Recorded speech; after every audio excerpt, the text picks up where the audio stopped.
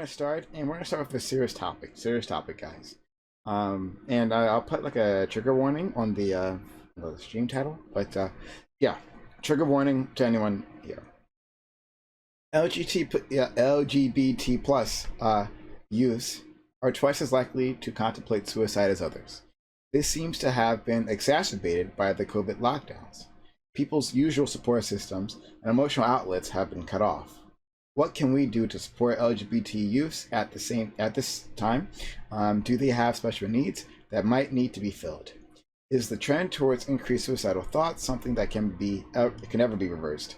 So I want to thank credit to Samantha Banana. I forgot to write that down in there, but credit to our good friend Samantha Banana who helps us put this all together. She really wanted to cover this. And just remember, within our Twitch politics community, unfortunately, has been dealing with exactly this, suicidal thoughts, and so Samantha Banana wanted to tackle this. So I know we can always bring it to Amazon Lily to cover it responsibly, unlike everything else. And actually, I do remember what I was going to say that, Maddie. Okay, before we do, I thought when you said I know debate bros, I'm like, are you taking a shot at Connor? Is this a shot at Connor? Me and Connor are deeply in love, and I ask that you respect our privacy. Okay, this time. I'll leave it there. Okay, all right. But back to it. So Ninetales, if you could be so kind as to give us your 1 minute introduction. Yeah, so I think this is probably going to be mentioned already, but by the way, heads up, I challenged myself by not preparing for any of these topics. I'm just kidding. I just was working all day. But yeah, so recognition is a huge thing. Having your place in society and having it recognized is important, especially for a group that can very easily be just ignored. There is no there's nothing on your skin, there's nothing in your hair, there's nothing physically about you that you can show. You basically rely on people to take your word for things, especially professionals and experts who have control over the course of your life. So I think more recognition, harsher sort of training for psychologists and stuff like that who might be dealing with these sort of youth in the future, or even just not even youth, and be nice to LGBTQ plus people. Okay, thanks so much. Pastel Dallas. Yeah, so I believe mental health programs should probably be expanded for literally everyone. Mental health programs everywhere just kind of suck. But if we can lead to that by focusing on LGBTQ plus people first, then I think that's 100% a positive thing to do. And that's just my take. Thanks so much. Josie, I'm actually really curious as to what you have to say about this, considering you work in exactly this field. Yeah, I even pulled out the survey, and I'm going to focus mainly on trans right now, because this is what the survey is all about, is trans people. So I'm just going to read some facts, just real quick. It's not very many, but this is just the top level stuff of what it looks like to be a trans person in America. So there was about 28,000 respondents for this survey of trans people's experience. So this is cited, almost every day in the country. So this is the largest scientific research study that exists, and we are doing the next iteration now. So this survey was taken in 2015. So 40% of respondents have attempted suicide at some point in their lives, compared to 4.6 in the US population. 48% of respondents have seriously thought about killing themselves in the past year, compared to 4% of the US population, and 82% had serious thoughts about killing themselves at some point in their lives. Nearly one quarter, 24% of respondents made plans to kill themselves in the past year, compared to 1.1% of the US population. 7% of respondents attempted suicide in the past year, compared to 0.6% of the US population. And more than 2/3, 71%, of respondents who have attempted suicide have done so more than once in their lifetime, with 46% of those having attempted suicide 3 or more times. So that is just the research of the respondents that we have here. There's also another statistic that when a trans person knows somebody in their lives that either family, friend, the chances of them committing suicide drop by 86%, which is no more than their cis counterparts. The best thing we can do for people is give them support, ensure that they have the ability to achieve gender affirming care. These things are medically necessary because of the sheer numbers that we have here in this country. At this point, if you are trans past the age of 35, you are basically a survivor because the expected or the life survival rate for your life is very, very low, especially if you don't come out as trans and have a supportive network around you. This is a very personal topic to me. I think it's extremely critical that we are having this conversation. I could go into much more depth in this stuff, and I will link the survey in the chat as well so people can take a look at this. I as well didn't have an opportunity to do the deep level research because I was working all day on this particular topic, but as we talk, I will be sprinkling in facts and information as we continue, so I don't take my entire time talking about this. Thanks. Thanks so much, Trucy. Your insights are very much appreciated. Sunny. Well, from a medical standpoint of, how do we solve this problem?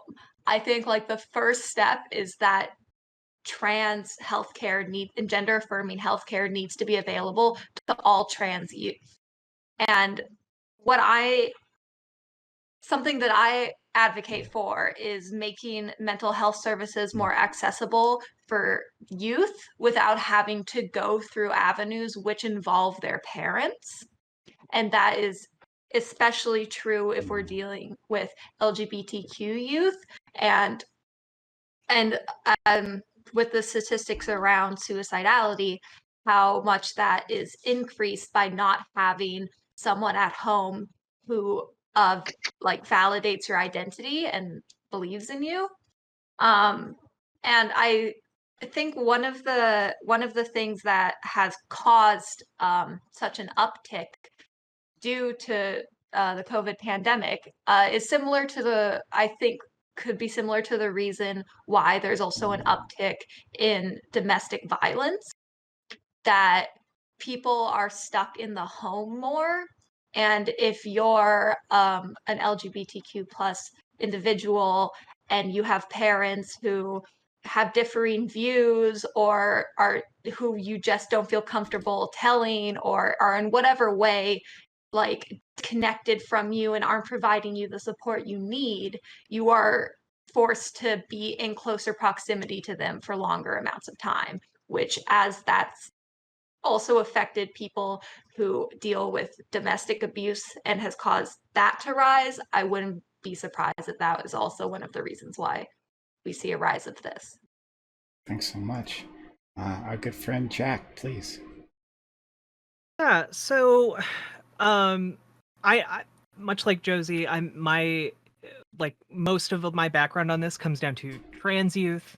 And the data I got was from a 2012 study, which largely found that around, let me just make sure I get this right, the rate of suicide attempts, so not just like suicidal ideation, but like the rate of suicidal attempts within a year goes from 57% to just 4% among trans people if they have just one supportive parent.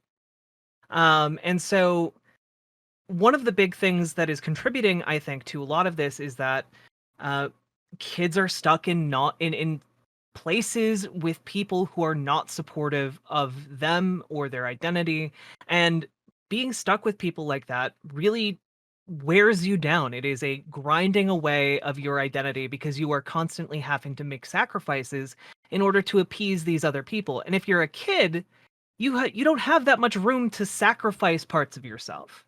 You have less freedom than an adult, say. And that can be really, really, really difficult.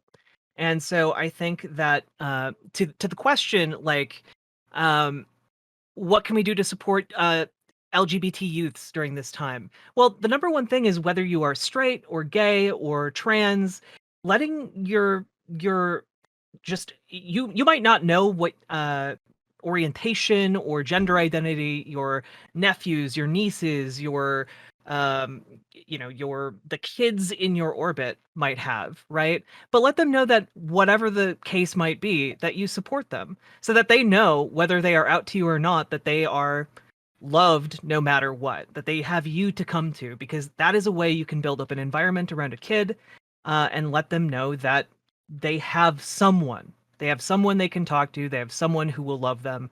And I think that is one of the most important things that we can do. As for whether this is like a special need, I don't think love, like children needing love, is a special need. And so that this isn't like a, to me, it doesn't seem like rocket science. You need to just make sure that these kids know that they are loved no matter what. And that's not something that's special. I mean, love is special, but like, you know what I mean? All kids need that. So, and is there something that can be reversed? Absolutely. We can improve the environments around kids. We can make these numbers go astronomically down by making sure that as many people as possible know about trans issues and other queer issues and all of this stuff. Teaching people education and helping both cis and trans and gay and lesbian and bi and all other identities and sexualities. We can make things better. Thanks so much. Charlotte. I think this is one of those things where it's like we have the solutions. The problem is, how do we implement those solutions, right? We know what makes people kill themselves, what makes people think about killing themselves, and like half of what to do, right? Okay, for trans youth care, it's provide them the care, right? Like legally and like medically. And then the most important part is making your family care about you, right?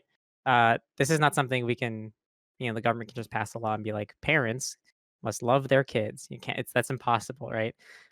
This is one of those things where it's like you need to like heavily implement like like pro-trans like propaganda to like educate people and to like disseminate like information about trans people, and then we literally just to wait for people to die, like for old people to simply vanish, so that like a new generation of parents are exist currently, because you're not going to make like there's going to be at least a couple generations where even if we do this now, there's still going to be people who don't have parents who will love them and care for them, and there's literally nothing we can do about that except either take the kids away from their home, which until we reform um our foster system, that might be even like a worse option for them, because instead of having like a semblance of a support network with parents who treat them like shit, but they have a roof over their head, they now have no parents, and they are removed from their other social groups, that are where they live, right? So like we can't do that. And also there's the problem of, are we going to be able to convince Americans like that we can just like yoink LGBT kids from their parents because they like are mean to them in a every day, right? That they probably won't let that slide. Uh, so like it's one of those things where it's like, oh, what do we do? Like we know what to do, but like we can't like force it to happen or whatever. It's like a thing that just has to happen over time. Okay. Maddie. Yeah, so I am someone who that I have a family member who has attempted suicide before. In their case, it was directly related to a mental health an illness and the condition that they've had their entire lives. And it's really hard, especially when you want to be supportive and hear them and not diminish their experience, but also be there as like hopefully a positive force in their life that shows them how much they're valued and shows them why we're happy they're here and why the world is a better place with them in it. It's hard enough for someone in my family who has every advantage possible, but for so many kids who live in families where they don't feel seen, where they're belittled by the people that are supposed to provide them love and support, It's heartbreaking, and it's like they have so much stacked up against them, and I'm not surprised that the pandemic has exacerbated it.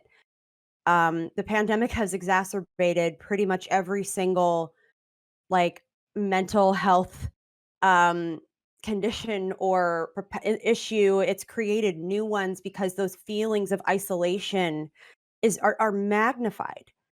um so what I'd love to see, I mean, as Red Charlotte put it, you can't just like have the government say parents love your kids. um but we can provide advocacy for trans youth in particular, and also put in resources so that there's some sort of support system for these kids who are desperate for anyone to just see them for who they are, and recognize it and acknowledge that, so that they're able to forge a life that they see value in as the person they are. um it's a really complicated subject. I'm personally really excited to hear more of what Josie has to say, because this is literally like her area of expertise. So that I'll leave it at that. But like, yeah, I also, I want to learn how to be a better ally and someone who can provide the kind of support um, LGBTQ plus youth deserve. Rox, please. Okay. So, oh, go ahead. Okay, so, am I hearing an echo, or is someone else talking? You're good. Okay, so I have the benefit of having recently been a trans youth who is recently in high school, and there definitely is I agree with what Jack said, that the phrasing special needs is a bit but there is an increased importance to deal with that, given that trans suicidality is driven by a lack of acceptance. So during the pandemic, if you're stuck at home with your unaccepting parents, it's not only exacerbating the issue of lack of support, it's exacerbating the specific thing that's driving your suicidality. So it's especially critical of that trans youth in these LGBT youth in these situations broadly are addressed. And as much as I would love the government to I was gonna make a joke, but I can raise it right. As much as I wish that there's a much easier way to like directly intervene. Like it's a bit difficult to get people on board with government taking people's kids. It is really critical, and this is what got me through high school. Is that the systems that do exist right now, like counselors in schools and other sorts of like ways that like there already are ways of dealing with youth. Those that we focus on those and make them as like robust as we can. I got really lucky and had a guidance counselor who was pansexual and really updated on trans issues. If I did not have her, I would have had a very rough time in high school. So it's very important that we expand upon this pre-existing network and also find other ways to reach out to trans youth in order to I'm saying trans youth, but LGBTQ youth broadly, in order to give them support, as well as just increase general acceptance and awareness of trans queer issues like throughout the population, so that this gradually gets better. And then I definitely do think that this can be reversed, and I sincerely hope that that we're making strides towards doing that, and that it's of the utmost importance that we do. Thanks so much. All right, open to the panel. Awesome. And I want to say, I'm super happy. And how do you pronounce your name? Is it Roxy?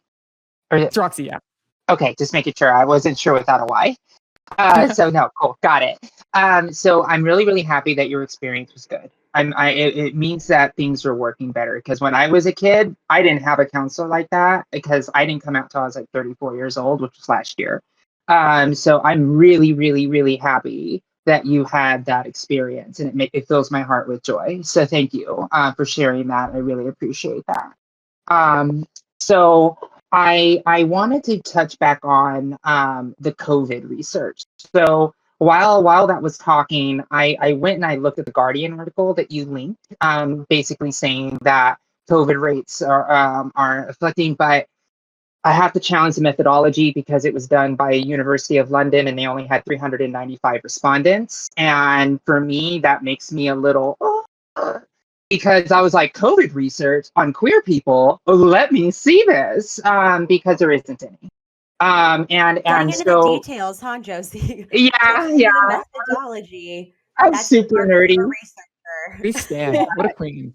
Yeah, so basically, I was looking at the research because one of the things that I'm dealing with right now, as the researcher with the US Trans Survey, is that we're adding COVID sections to the research right now. So there is a concerted effort by people much smarter than me, with PhDs that are adding COVID sections to the questions that already exist within the survey of the US Trans Survey, as well as adding an independent section as well. We don't know what the effects of COVID is on the trans community flatly, or the LGBT community yet. We just don't have as much research. We don't have enough quantitative data to try to say this is good or bad. And these are the things that I talk about. And I'm not going to try to prescribe anything. I'm just going to talk about research, right? Like on how, because I would just say definitionally, researchers are meant to meet people where they are and aren't supposed to like try to infer anything about where people are or try to direct people into the boxes that we're hoping for data, because then it wouldn't be scientific, right? Then we're just trying to pick our own winners and numbers and trying to pass legislation in that way. And if we did that, then the Republicans would have a field day, right? Like, oh, this is trash, you know? And it's just like, no, it's in trash. So what I'm getting at here is this. We don't know if I came out as trans during the lockdown, right? And I was transitioning in the lockdown. What did I have? I had a mask on my face, hiding a lot of the things that made me very dysphoric about myself. I didn't have to go out in public spaces where open discrimination happens more often. There is so many things that happened, right? Like people got to stay at home. Some people didn't get to stay at home. People lost their houses. Some people didn't. So there is a lot up in the air when it comes to COVID, right? We just don't. Now, as far as the research and how everything is happening, we do know that there is a clear connection to being not accepted, either if you're queer, or trans, or anything under the rainbow. If you don't have an accepting place to I guess support you in that identity, whatever that identity is, that suicidality goes up dramatically. And when you have that support network, suicidality drops dramatically. So when we look at policy and we look at the way that we see the world, right? We can't prescribe people to be nice to each other, but we can prescribe schools to teach comprehensive LGBTQ education. We already do that with sex education for the most part. There's a lot of flaws and there's a lot of holes in certain areas in certain states that try to make sure that they restrict that information. But the best information we can have is education. That is just how it goes. There's even studies that say that if you teach children about women, like sexual health, children, sexual health, especially around women, that later in life they're less likely to assault a woman. Like these are real things, right? Like this is scientifically proven data. So what does that mean? We need to fight for advocacy to ensure that comprehensive sexual education, including LGBT comprehensive education, is taught to our children. Because I will tell you right now, if I was 8 years old and somebody came up to me and said, "Are you a boy?" my head would explode and said, I had a choice, right? I didn't think there was a choice. I didn't know there was a choice. I had no idea how to deal with the feelings inside of me because I wasn't trained. And because of that, I know I've lost people that I know I could have met because of suicidal ideation. And it's a tragedy. It's an absolute tragedy. And you can see that things are getting better. Roxy's story warms my soul because that's exactly what we're here for. We're here to give people, and I'm going to point you out, Roxy. I'm sorry if I am, but Oh, don't worry, don't worry. Yeah. Look it up Uh, yourself. yeah, absolutely. Because you are a shining example of what it could look like to be in an accepting, not only family, but also school environment to increase your quality of life that it is. So I said a lot. I'm probably going to add more context throughout the conversation because I'm just a researcher. So I am. Okay. Go ahead, Jack, please, and then Ninetales. Yeah, like another thing I just wanted to add to Josie about like youth education in particular is that we have not only does educating youth lead them to commit fewer sexual assaults in the future, it also prevents sexual assaults because it allows children the ability to articulate what might have happened to them and have boundaries that they otherwise don't necessarily have clearly in place. And so like and these are all things that we have good data on. It's just that there are a lot of people who are still very uncomfortable with the idea of like, you want to teach my 5-year-old about consent? That means they're going to grow up to be a slut or something like that. Like these weird ideas that are still ingrained in our society, where like you're willing to slut shame a 5-year-old even if the education would lead it to be less likely that they would be raped or something like that. It's very weird, the priorities we have when we really dig down in our society. The one thing I would say, it just to the opening statements as a whole, not as a whole, but specifically Red Charlotte's opening statement, I think there is an argument that we might be able to make for certain queer kids, it being a good idea to take them away from their parents, because there are a lot of parents in the United States who are very outspoken about basically being okay if they're I had a boy, I had a boy. I don't have a girl. And if I have to have a girl, I would rather have a dead son than a living girl, and I think there's a very good argument to be had to take those kids away from those parents. Because that's not just like, oh, you don't love your kid. That's, you are actively harming your child. You are actively choosing to make their rate of suicidality go so high that they have over 50% of a chance of trying to kill themselves in their youthful years, and just any one of their youthful years. So like, I think that alone is like a pretty compelling argument, at least to me, to get these kids out of those situations. And if the reason we don't do that is because our foster system is so broken, or because we can't place them in safer areas because our system has flaws, to me, that's less an argument that we shouldn't take them out of their dangerous situations, and more an argument that we should be improving our foster system so that we do have access to families that can lovingly hold these kids until they're adults and give them that environment that they need. Okay. Ninetales, please. Yeah, so gonna drop the personal story bomb on y'all. Although it's really not that bad because I didn't spend that much time with my mom growing up. I was mostly raised by like, foster care and stuff. And I think like reforming foster care is an easy thing to say, but it's ultimately there are just power dynamics there that you can't change, and those power dynamics reinforce very bad behavioral, let's call them idiosyncrasies that the staff might have.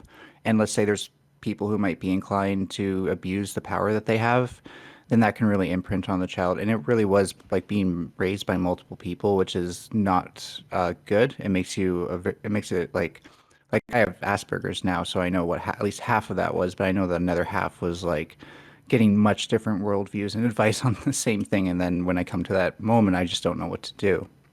But as far as my mom goes, like my mom bullied me out of wanting to be femme. She literally would call me femme names as a joke in front of her boyfriends. She like I want to put on makeup, and she'd say, no, you can't do that. But then like when she's mad at me, she would have been like, oh, well, do you want to put on makeup? Let's put on makeup. And so it was like very like perverse that way. And I don't think that that's what like got me to decide that I don't want to be femme, but it certainly like had that like that first stroke. So I there's definitely like something there for like getting children to a safer place. One thing is like that can be done as far as like the I know it's only 2 years, but when 16-year-olds can learn independent living and become independent and be given their own place, that can often just get them out of like 2 years of like terrible, terrible living situations. If I wasn't like in the foster care system myself, I probably would have gone for that. Um, but I think that like when like my experiences with my mom alone, and then knowing how like aggressive my family is, like how my grandmother's like, oh well, your grandpa doesn't really approve of that stuff, so you have to hide it. But at the same time, he actually does. It's my grandma who doesn't approve of it, and just doesn't want to admit that she's a transphobe. Those sort of things are like very like to me, it seems obvious why like COVID would exacerbate very toxic at-home dynamics. Thanks so much. Yeah. Go ahead, Rox. I Yeah, so I just wanted to piggyback of what Josie said. I think like including like LGBT education, like along with sex education, is really really important. Not just to prevent queer youth like with more information about themselves, but because just like mere exposure to like alternate ideas is really really really helpful to increasing like acceptance towards those ideas. If like an entire generation of kids in school today were taught like to be tolerant of like of trans youth and of queer youth, and then when they grow up and then when they have kids, that'll be an entire generation of queer youth who have like parents who are more inclined to accept them and more inclined to support them, which is really really helpful. This is also really helpful for like making it a lot easier to put queer kids in better houses if need be. Right now, the government is really, really like not too keen on revoking parental rights to parents it deems fit. There's constitution, there's a like Supreme Court like precedent that like that really, really puts a lot of weight on what they deem a fit parent's decision. So right now, current attitudes towards queer people is that it isn't necessarily a bad like or that people generally think that like, oh, if a parent doesn't want to accept their kid, that isn't necessarily like a horrible thing. It just might not be ideal. Like, but if more and more people like become more sensitive to queer issues, they'll realize, oh wait, this is actually atrocious. This is actually like appalling that kids get treated like this. It'll be a lot easier to convince courts and the government that there is a good case to be made to move queer kids out of these abusive situations. So it's really really important that we do take sort of steps like this. Go ahead. Thank you, Roxy. Oh yeah. So I just wanted to add. Thank you for sharing, Roxy.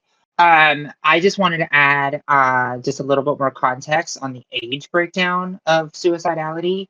So these are the ages of first attempts of the 28,000 respondents that responded on this survey. So more than 1/3, so 34% reported their first attempt was at age 13 or younger. 39% reported their first attempt occurred between the ages of 14 and 17. 20% reported it occurred between ages of 18 and 24, and 8% reported their first attempt at 25 or older. Now, one thing that's really scary to think about is that these are just the first attempts. And what's terrible is that the attempts go down. Not because they don't have less ideation, it's just that there's a less population that is actually taking the survey and talking about it, which is really horrifying to think about. So it is one of those things that you think about, and it's very morbid and macabre a little bit, because if you think about like the age range of people who take these surveys, especially around trans youth, you'll see that between the ages of 18 and 44, 84% of the respondents take the survey. And then above that age, it drops down, right? Because there just isn't enough elderly trans people anymore, because they were abused, they either forced in the closet or they hurt themselves, and that's it, right? And so So I just wanted to add more context because how serious this problem is, and the fact that more people are coming out is a good thing. And because it's protecting more people, because the more youth that are coming out means that they're more likely to meet that support system that is going to save their lives. So I do say that the problem is getting better, but the I think again the solution is just a comprehensive LGBTQ solution education. Nine Toes. Yeah, someone brought up something that before I really did want to add on to. It's like, if we did have more, like, not necessarily exclusive, but specifically trans and LGBTQ plus inclusive spaces, so that way they were particularly safe for those sort of people. And that doesn't like, it's just a place to hang out. It's not something where like you need to be a part of this club or something like that. It's just there. I would say every day of the week for people or for youth to go to. And I think that this would like some of the worst things about being in the group homes that I was in, like like as a teenager, like one of the like first ones I went into, they wanted me like outside every day. Like they just wanted me gone because like they basically said to my face it was all about the money. And so like the one place I had somewhere to go, which was sometimes like a youth night held by like a librarian at the central library, and that really helped a lot. And I think it's possible, like maybe not like from like the now perspective, but at some point to like get these things declared as essential. So if we go through another pandemic or something again, these places are still open and available to the people who need them. Okay. Anyone else? Sonny, please.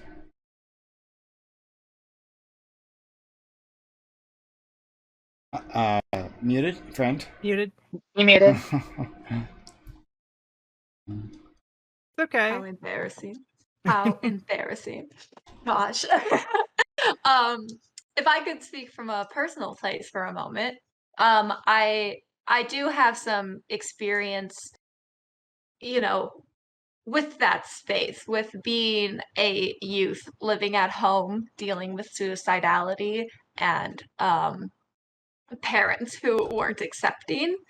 And so I know that very well. I can speak on that very well. And how vital it is to have forces outside of the family that are checking in on that person. And I come from a small town, which did not have proper mental health services, and certainly was not progressive in its public schooling. And my best friend got bullied out of high school and had to move away and never graduated because he was gay. And I like I want to know what we can do when we think about all these towns across Canada and America, because I'm in Canada, that are smaller places that don't tend to have like the healthcare infrastructure or like the progressive values that like bigger cities have. Like now I live in a big city. And a lot of the kids here that grew up had very different experiences. Of course, that's all, case by case. And like how do we make sure that kids are being properly cared for in like, all across these places? And what comes to my mind is ensuring that there's like a robust counseling program in public schools, like a good one. I don't know how good any of your counselors were when you all went to high school, or where you went to high school, but mine was terrible. Mine was absolutely awful. And even when this counselor was presented like from another person, like, hey, this like Sunny is struggling, like I'm worried about her for X, Y, and Z, that counselor still didn't like get care for me, still didn't seek out care for me or seek out like understanding of my home life and et cetera, et cetera.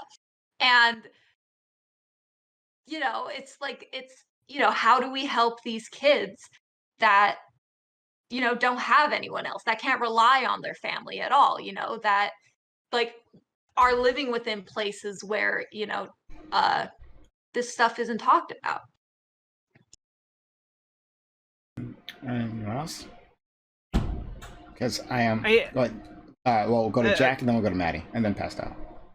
I was just gonna say, like, if we're stuck in between a rock and a hard place, especially when it comes to like the foster system or leaving these kids in the situations that they're in, like I guess we have to like ask ourselves, like, which is the least bad option, and how can we make that option actually a good option instead of just less bad? You know, just my 2 cents. Maddie, and then Pastel. Yeah, I think hearing a story like Ugly Pie, where there was a counselor or someone there, but they really didn't provide, like they didn't go beyond to actually provide like tangible help. That breaks my heart, because I know, I mean, again, grew up very privileged, but I struggled with anxiety, depression. Ugly Pie, I need to have you on my stream at some point, because I am an eating disorder survivor, recovery, like, and it's, and that whole world is something that you see touch so many people, and you get so good at hiding it. And I know what difference a good counselor, a good therapist, like one positive person in your life can make. So it makes me wish that we took that kind of presence, like a school counselor, or ideally more than one in schools. I wish we took that a lot more seriously and made a significant investment in that area, because especially for kids who maybe don't feel safe at home a lot of the time. I know a lot of the kids I went to school with, some maybe didn't have great home lives. They'd stick around the school afterwards because they didn't want to go home yet. And we were lucky that, we had a couple counselors on campus, and a lot of times they would just open their doors and say, "Hey, if you want to hang out after school, listen to music, do homework, whatever, we'll stay and keep this open so it's a safe space for you." And even something like that, where you have a safe place to go and feel accepted and just be able to be yourself, that can make all the difference in the world. So, I mean, it's advocating for more school funding, especially in the United States, is an uphill battle. But it starts with education. It starts with investing in the necessary resources, um, and looking outside the home to give trans youth in particular spaces and support that they like, where they can be themselves, that are safe, where they otherwise maybe wouldn't get that at home. If it's not going to come from their parents, I think we as a society have to fill in the gap. Rox, your video keeps flickering. I'm not sure if you're aware of this. Your video is like constantly flickering. Yeah, I know. I just need to get a new camera. Okay. All right. Yeah, I have no idea how to fix it. I just need a new camera. Okay. All right. So let's go to Pastel and then Sunny. Yeah, it's like, I'm in like a relatively blue state. I live in Maryland, and the county I'm in is pretty red. So I was afraid, even in high school, to go to my counselor about like being trans and everything. So like, I couldn't imagine being like further south and like having basically no outlet to go to at your school or home life. That must like suck. We should probably like start instituting some better like, or at least more like, I don't know if I should be saying like better counselors, because I'm sure the counselors weren't like bad. They never even addressed like the possibility of a student being trans in my high school or anything like that. So it never even like occurred to be an option for me. And even whenever I thought about it, I was like, well, I'm in a very red district, so they've like, what are the chances that they live here and like they have favorable views, which actually from a poll is pretty small. But yeah, so like we should probably make them more aware that like counselors are there for students and like all these schools around the nation. Probably a good idea. Well, sorry, Uh, not my turn. Go Go ahead. Oh, I was just gonna say, because you're right that should absolutely be the case, but in a lot of more conservative states, you have politicians passing like legislation where it's like, oh, if you come out to a teacher, if you come out to a counselor, they are legally mandated to tell your parents, and like it completely undermines like these social networks that like we're talking about, that could otherwise be there to support children, and I guess we need to defeat those on local levels. Yeah, I definitely agree with Jack on that we have to defeat those. It's very reminiscent to me of laws around if you're under 18 seeking birth control, that the doctor has to tell your parents, and how harmful that was. And this is just like one like 10 steps worse than that. That like they're like I understand well, like, I mean, I understand the like doctor patient, I guess counselor patient, like confidentiality, and there really isn't a reason that they should be telling the parents of this thing, if they're not in danger, you just can't break confidentiality like that. And so like the laws are obviously bypassing that, and it's messed up, and I hate it.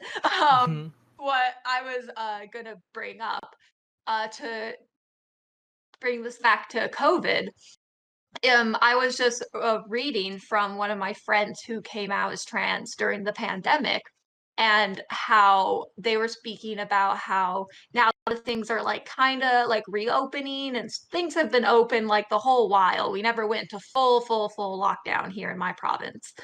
Um, and that people are getting vaccinated, and that like things are starting to happen again. The spaces that are reopening are the people passing through them are primarily cis and het, and that LGBTQ plus spaces are not available right now, are not accessible. That a lot of them have been limited like extensively due to the pandemic. And I'm sure that contributed to like the feelings of isolation, especially from trans youth, that like not only they may be stuck in a household with people who don't accept them, but the places where they would go, the safe spaces where people did accept them, are less and less.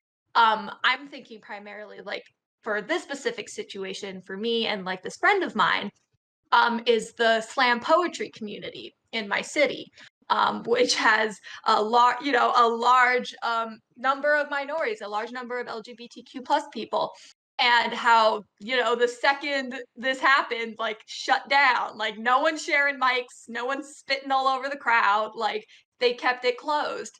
And throughout the entirety of this pandemic, no one, like out of any of the ones I've seen across Canada and America, have tried to reopen like open mics like physically, because these people do tend to be like somewhat educated on the COVID stuff. It's left-leaning people are the people who do slam poetry, as we know. But also that those spaces do also have a higher number of disabled and chronically ill people, that the people in that community care about protecting. But because of that, because there hasn't been a replacement for a space such as that, and that space is unable to reopen, so many like LGBTQ plus people and other people have lost their safe spaces and their communities. And that's just like a really big one here in my city, because it's such an avenue for people to speak their story and be heard and be validated, as well as connect with other people. Rocks, please. Yeah, I just wanted to go off what Pastel and Jack said. I definitely do like really think it's really important that like counselors are really well informed about how to deal with this. Not only in just in knowing like what like knowing how to broach it to students like who might be trans and dealing with that, but then also like putting them in contact with local groups or or like online groups or other sort of like support networks that they have access to, because there are a lot more like support networks like at people's disposals than they realize, and counselors should be really well informed on the ones that are available. And then Jack commented that it's something that we need to solve locally. I think that like it should be done federally. Like it should be like the Department of Education like steps in like with guidelines like mandating a certain level of like education for counselors, that counselors have a certain level of awareness of this. We have the benefit of the federal government having like sort of like direct oversight, or at least like some level of oversight over like public school counselors. So it's really important that we capitalize on that to like to like get these things that would be helpful, that would be helpful to get them in order to benefit queer youth. Oh yeah, I mean, absolutely. If we can solve it on a federal level, I think that would be preferable, because that would apply to the entirety of the United States, not just in the individual areas. But I'm not sure if a federal like education mandate would fix like state law that would compel these people to essentially out kids to their parents. It would override it, wouldn't it? Not necessarily. I'm not sure. If federal law conflicts with state law, unless it's within state law jurisdiction, it would be upheld by or struck down by Supreme Court. Federal law, 100% of the time, always strikes down and takes priority over state law. Okay.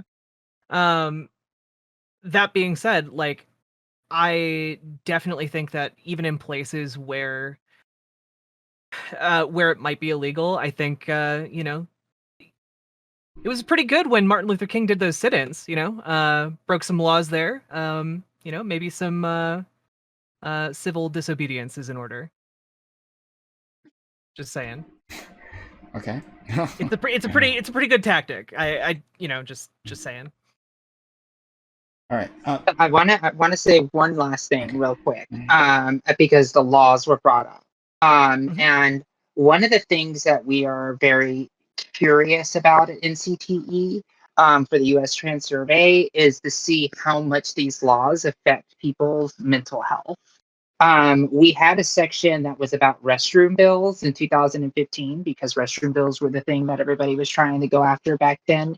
And we did see like a market, like, yes, I heard about this. Yes, it made me feel bad. Like, you know, those type of things. So we're going to see really interesting things, especially we're also going to be probably adding a sports section. Did I chat for a second? Sorry.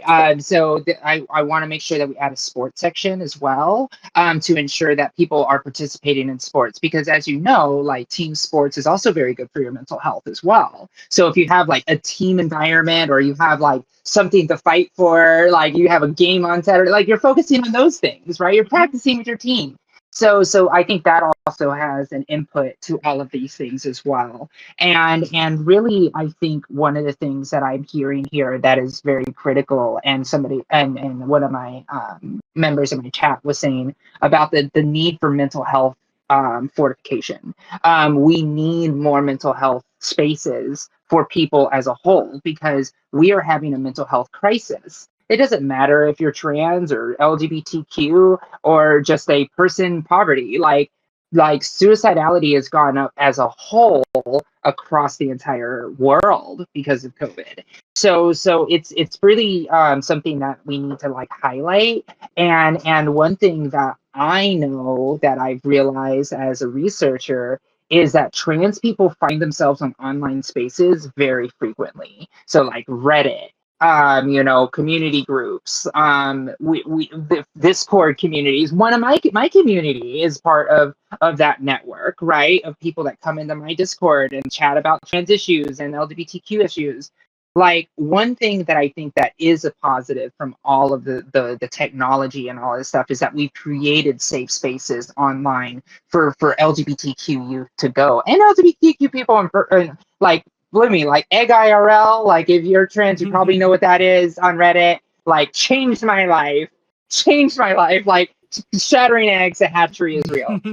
You know, so So those are the things that I think is something that we can look to, and because that's what I do. When a trans person comes to me, a young trans person, and says, "What do I do?" I'm like, find a community. I have a community. Reddit's a community. Like there are so many different communities that can help you in that space to allow you to talk to people in all ages. Like I have a personal friend of mine who actually lives in Ohio. Her name is Josie, and as well, and we met each other on Reddit because we had the same name, and that was the common thread that we shared. But we were like transition sisters. Like we started our transition at the same time, and we were able to like practice our femme voices and like have that community. And it was like we only were able to bond through that because of the online space. And I will say right now, if it wasn't for that girl, like I would be in a lot worse shape. Right. And so I think that's something that is very, very important to also just highlight on where we are. And I know I threw a ton of things out there, but I just wanted to kind of like synthesize everything that was said into a point. So thank you. Okay, I'll go to Maddie because she has her hands up. Then I have a question for you, Josie, on that. Go ahead, please, Maddie. Yeah, last thing. I just also want to point out that like the fact that like on this very panel, we have multiple incredible trans women like out there talking about their experience, and that alone, like I can only imagine how powerful that could be to a youth who's maybe struggling with their gender identity, or, you know, doesn't feel accepted, or is being given like awful things from like the people that are supposed to support them and raise them. And to see, like, that's one thing I love about Twitch, truly, is that there are so many visible, incredible trans streamers. And then, like, in addition to the content they put out on Twitch, you have, like Josie talked about, her Discord, and like there are so many communities like that with where it's a virtual outlet. So even if maybe they live in a small town like Ugly Pie, where, you know, you don't have maybe as many physical spaces, and we're seeing so many of them disappear, but there's still endless safe spaces and communities that can provide support and validation here, you know, online. I think especially for kids of Gen Z and even millennials, like we grew up looking to build relationships that are virtual. We're comfortable in that space. And so I just want to say, like, even the fact that we have like so many of you, I think maybe you don't realize just how much good you're doing by being here and talking about your life and being open about it. Like, that's so fucking cool. So also thank you for doing that. Yeah. I'm gonna definitely echo that sentiment. It's a really good one. I wanted to ask you, Josie, about those online spaces because I've heard mixed things, right? One, I'm kind of separate from these things, like even like the non-LGBT spaces. Like I don't know. I guess I really engage in social media, like beyond my own channel and like the things like directly dealing with me. I don't really. So all these are all accounts that I've heard from others, right? And yeah, I've heard definitely like a lot of trans spaces can also be pretty toxic, and like how people can treat some people who like, it's like there's some people who are ahead in their transition rather than people who are further behind. I don't know, I guess maybe just like the regular sniping that people do, this like kind of a one-upsmanship and all that stuff. So like it seems like it seems like it's like a dice roll, you know, like what community a person will find. So like find a community online, like what community will they find, like which one is actually a positive space or a space where people just kind of go at each other over little things. Yeah. Online trans spaces fucking suck, dude. Mm. All of them. Whether you're talking Tim. about like 4chan, like LGBT, Oh well, that's not TTT, legal. where like Yeah. everyone, well, you're just Yeah, gonna, You don't wait, count that's that. that's Yeah, true. no, That's it's you- gonna true. make you want to There's kill a- yourself, right? Or if you want to go on r/trans, like it's this like weird, awkward hug box where like everyone like acts like children, and it's really weird. because most of them are children. N- Don't forget Yeah. that. Yeah, they Oh, are. I don't know A lot about of them are that. children. Yeah, but I Most mean, trans spaces are on an they're on an axis between r/trans and TTTT. Some of them are good. A lot of them are cancerous. yeah. There's a lot of variability in trans spaces online. Like I would rather be in a like trans-friendly liberal or leftist space, like a broader space, than like a very specific like trans space or whatever.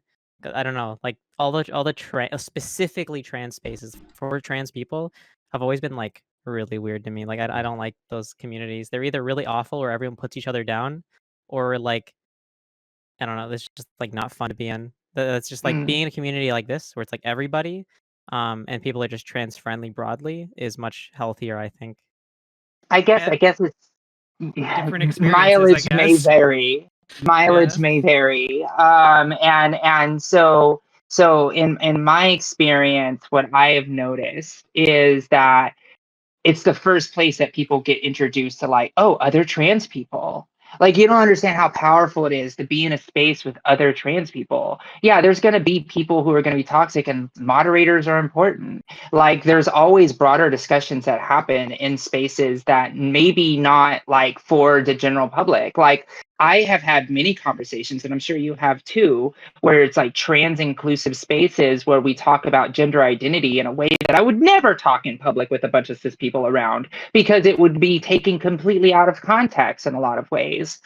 I know that there's a lot of people who get introduced to trans issues via like Reddit and those type of things, and then they get introduced in other people and they go into other spaces. But I would think it would be a net harm to take those spaces away.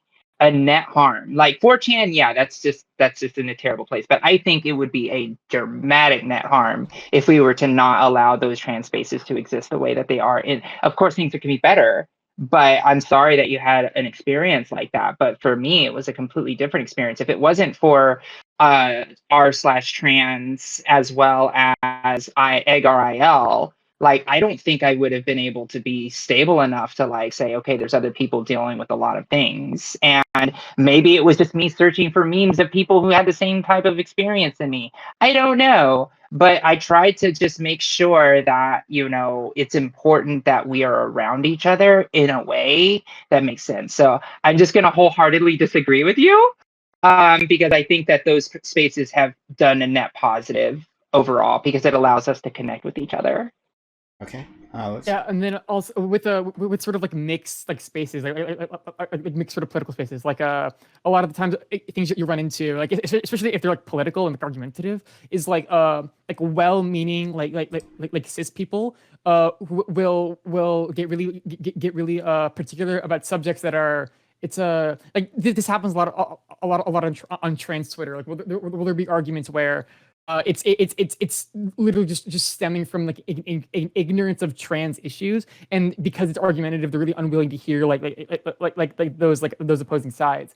So that's a really rampant issue in sort of like mixed spaces. So there is a lot of utility in having like more trans-oriented spaces because that just doesn't happen there. And I don't like the term hug boxing, but like I see what you're saying, like with overly sort of like coddling. There's sort of like a happy medium between sort of like mixed spaces and then more trans like cozy spaces. That's sort of like ideal, at least in my experience. So I want to say one more thing. I also learned a lot about trans medical transition because of those spaces as well. Not as my tool to say this person does this, so I'm going to do it, as a place for me to like go. It's like, oh, somebody compiled an entire page of research on a wiki about all the different types of HRT and types of studies, and I literally spent hundreds of hours reading through all of that research that was easily and accessible to me because the r/trans surgeries or trans femme HRT. I don't even remember them because it's been so long since I've been there. So yeah, I think some people need hugs too. And I'm okay with like cozy like memes of being like, I put on my dress today for the first time. Dress goes spinny. I'm like, yay! That's fun. That's cool. It's good to get that. And I just don't see why that's a problem. Pastel? Yeah, so I had a sort of similar experience as well, where most trans spaces I was in, excluding Reddit, because I think Reddit's like a good one, but most dedicated trans spaces I was in online were like really weird. I can't put my finger on it. It's something I've like literally thought about for like the past like years. But it's this weird like it's even hard to explain. I don't want to say it's toxic because I don't think it's toxic, but there's this weird like vibe that people have in these spaces that are like, I don't want to say it's negative, but I don't think it's something for everyone. Because for me, I found it like really, really off-putting the way people interacted in here and like talked about trans issues, and then like if there was even a slight disagreement on anything, you were basically ostracized on the spot in these areas. So like I don't know, I've had like a pretty mixed experience with dedicated trans spaces. I find like just general open progressive spaces way more better for myself. But I don't think these spaces are like necessarily bad. It's just for specific people, I guess. But yeah, no, I also have that really weird experience that you've had as well, Red. And I like I don't know. I knew like exactly what you're talking about the moment you brought it up.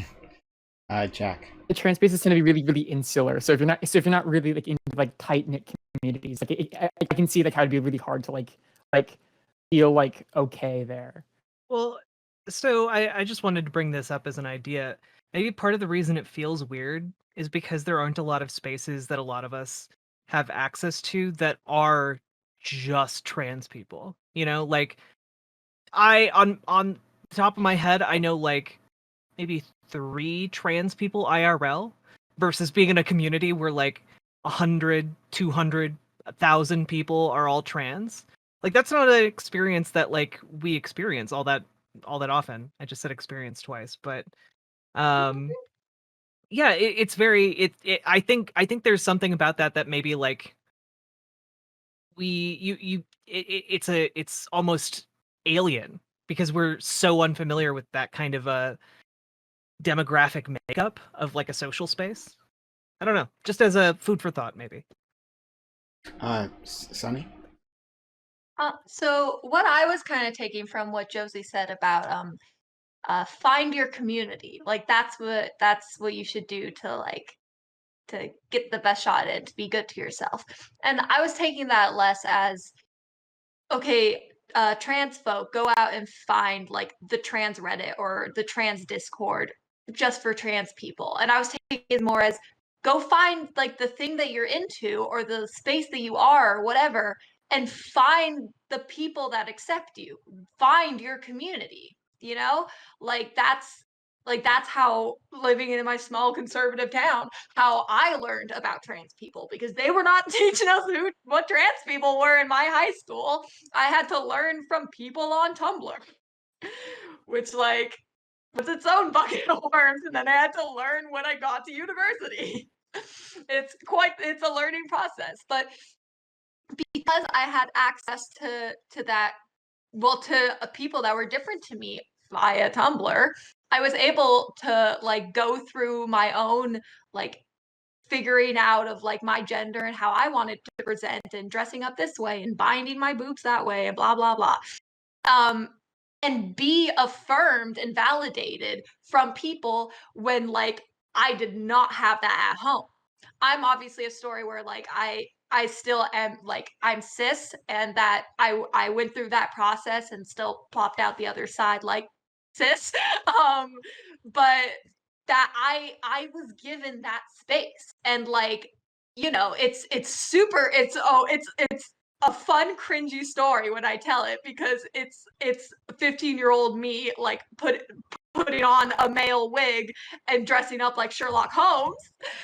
But it helped me figure out how I wanted people to see me. And I remember when I was 15, all of the value I derived from people referring to me by he, him pronouns and by like a male name, like for this day, you know? And how I would have never had access to a community like that in my small conservative town. And like, and that, you know, it's like I'm not trans, I'm straight, but how meaningful that still was to me, and how allowing and empowering these spaces and these communities, and also just children themselves, that they have like the strength and the power to build their own community, to go out and find those people, that they're wanted and loved enough and likable enough to go and do that, is valuable to children that will turn into all types of people. You know, it's a great thing to have for the formation process.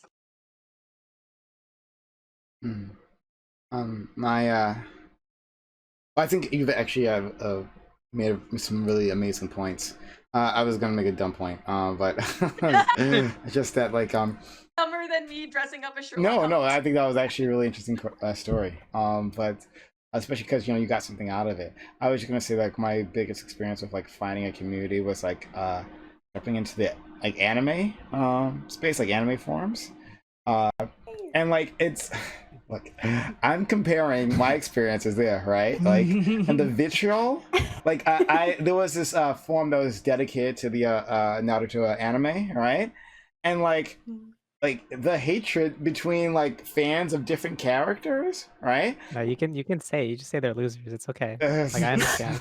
No. No, like I go to cons, I cosplay, I watch anime pretty much every day. I have a manga collection. You can just people who are into anime, like the culture that's been created out of like anime, especially in the West, these people are losers, dude. I'm like, they're like, oh, why are people so mean to me? It's because you're a loser. What the It's true. fuck? You're weird and like you're like kind of gross. Like, dude, put down the lolly, dude. Go outside, touch some grass. I was never. It's true. Truly, anime nerds are the most marginalized community. Clearly, no, that part's The true. glass ceiling has been broken, and finally, the most oppressed group of all, gamers. I would never say losers. No, it was just like, I just saw like how the vitriol between like Sasuke fans and Itachi fans. I'm like, what? Why? Like, wait until you get into the ships. Forget it. Ships get violent. Oh yeah. What? I mean, I know that from dumb, like I had friends that were, so it's not anime, but it's equally cringy. They were into the Supernatural, like the show. That was me with Sherlock. That was like it's like the super Who-lock. I was in the Doctor Who, thing for a while. So yeah, no, I know listen, as someone who worked in professional sports, I view like the way certain fans like obsess about sports teams. And it's funny when they make fun of like someone like that. Oh, I go to an anime con and they're just like, oh, fucking nerd. I'm like, you paint your face for a dumb team. Like, shut your fucking mouth. You wear another man's and then they riot and they destroy the city. Right, they riot when their team loses. Yeah, right? like holy crap! Exactly. Holy crap! Like my city, baby. Yeah, exactly. I was like, you lost your mind when LeBron announced he was going to Miami, and then when he left Miami, and then when he went, like, you lose your mind. Like, people feel the same way about their fandoms. They're fans for they're the same kind. No, that's how you get them going. You call their like sports interest a fandom. Like, oh, you're in the NBA fandom, dude. It's kind of cringe. What I'm doing later. And like when they're wearing jerseys, it's like, oh, sweet cosplay. Yeah, exactly. Yeah, exactly. Exactly. Oh, you're dressing up as Aaron Rodgers. Okay. Right. Oh my god, great Aaron Rodgers cosplay, dude. Like totally. Yeah, I remember there was a documentary on Trekkies, right? And this was one person. I mean, there are many people like this, but like they focus on this one person.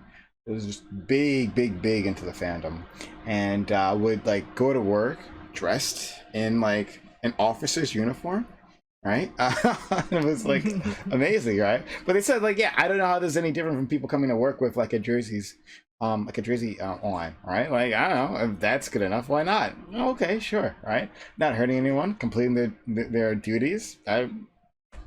Duties. But like I think okay, just one last thing on this. So I think of anime fans at the very least on one end are better than sports fans because so many sports fans are the fan of their team because they were born there, right? Like you happen to be popped out in this locality, right? In most cases, And you'll, yes. yes, in most cases, not all. And now you're a diehard fan of this team, like despite their performance. Instead, right, like you'll find an anime, right? You'll find a character, you'll fall in love with that, right? Like you'll actively make decisions about this person. These storylines, these narratives, and then that's where you'll decide to spend your time with, like your focus on, right? Your obsessive nature. But at the very least, argue that anime No, fandom is healthier than I very Also- compelling argument for the superiority of 100%. anime over sports. Yeah. That it's less violent. Like how many assaults happen it's so at much sports healthier. games Yeah. versus how many assaults happen at conventions. don't have the upper body strength of to do that really. Yeah, no, I know. I People who said that. I was cosplay like, are wait. so talented. People who can do cosplay so well, it is so cool. Like they are true artists. I love that stuff. I've made Do oh you by hear the way, that, I can Charlotte? make You're an artist. armor. I can make like foam armor that looks super cool. Yeah. So Ooh, wait, do you Yeah. cosplay, Maddie? I have before. It's just I never had when I was like working a lot. I didn't have time to like go to all the cons that I wanted to. But when I did get to go, I would dress up and it was really fun. I need to find like You're so cool. some photos. God She damn is it. really cool. She's unbelievably cool. I'm not. I know, like I really want to, like I want to just like hang out with Maddie. Like I just want to like just chill. I will hang out with all of you and we can watch anime and cosplay. I see an Amazon Lily like dinner for TwitchCon. Oh, I would love that. Oh my god. Oh, That would be yeah. cool. But yes. Okay. Yeah. But yeah. All right. I thought we did a good job. I want to thank everyone for like tackling that serious issue, in a responsible manner. And I always rely on Lily to do that. So thank you all. Seriously. Okay. So we'll go on to the next topic. We can mean a bit more about this one, I guess. Bill and Melinda Gates have recently announced their intentions to divorce. Shortly thereafter, accusations of Bill's sexual misconduct with employees have been made public. This has caused a firestorm of public outcry, but should that be the case? Bill Gates has had a long history of shady business dealings and monopolistic tactics, yet he's managed to clean up his reputation. Should his divorce and these allegations be the focus of scrutiny, or should we be taking a wider look at the man? All right, let's go to Ninetales.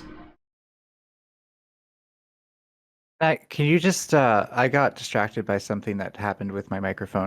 Can you just? It's number 2, right? Yeah, Can you come back to me at some point? sure. Let's go to Thanks. Dallas. I am not really sure. If the divorce is like ending amicably, I'm not sure.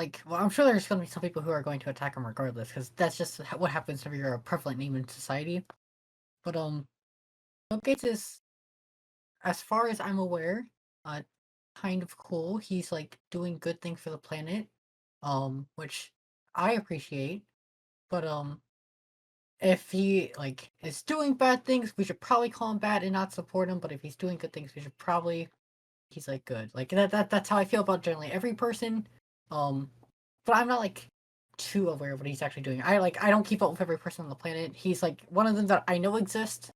I think he like funded for like vegetarian hamburgers. I think he did that.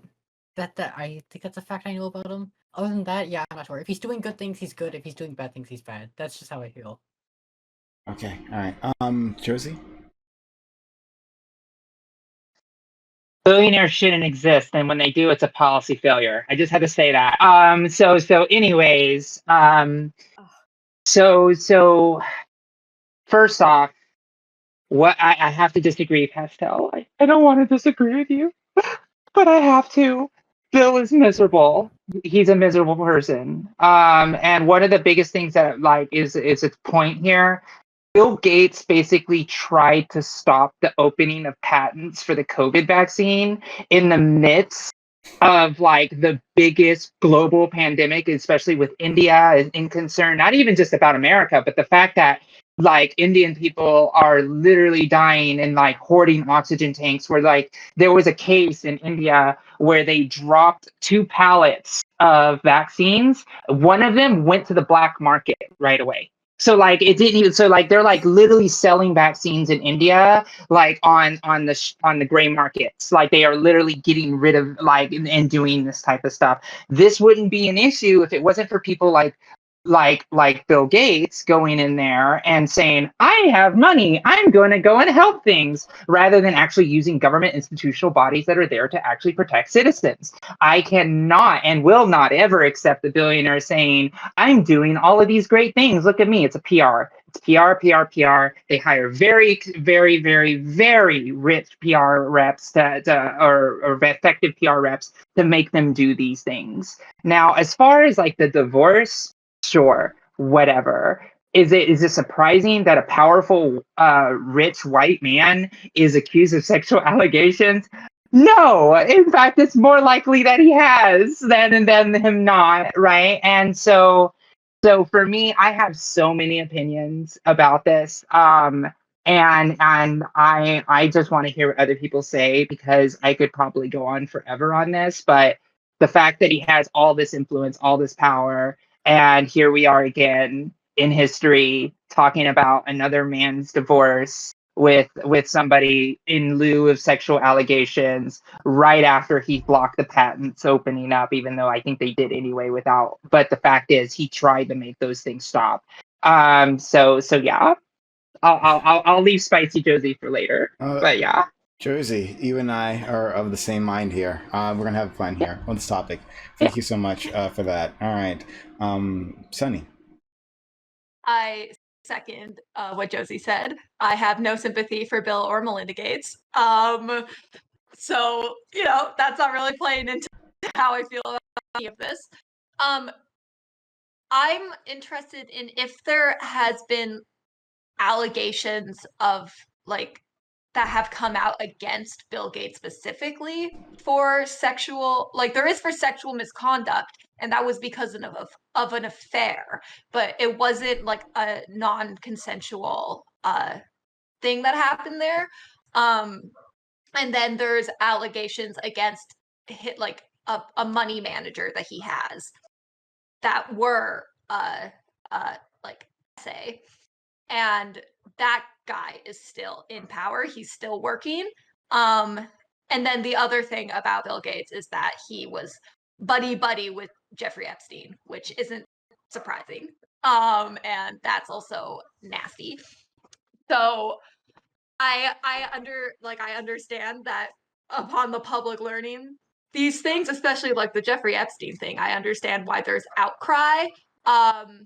You know, he had an affair with someone other than his ex-wife in 2000.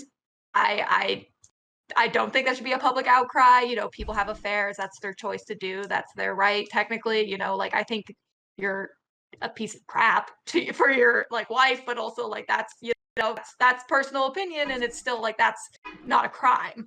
So like if people really want to outcry about that, like okay. And then the other guy who was had allegations of sexual assault, yeah, should be fired. Bill Gates, what are you doing? Fire that guy. Okay. Yeah, I think we're gonna have a lot to talk about on this subject. There's so much to get into here. Riverboat Jack, please. I mean, look, I care far more about the worldwide impact that Bill Gates has had that has been, I would argue, largely negative. To kind of back up Josie's point, like philanthropy by billionaires is just PR. It's just good PR that disguises further investments.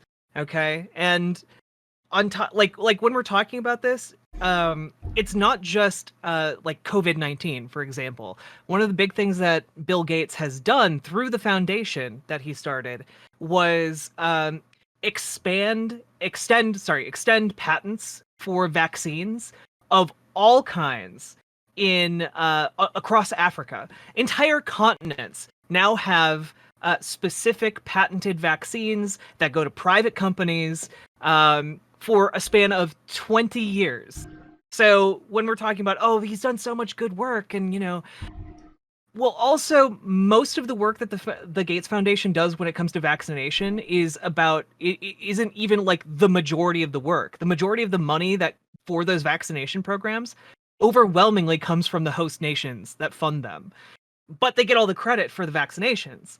And on top of that, there's if you guys aren't familiar with agri-colonization, I think that's what it's called, agri-colonialism.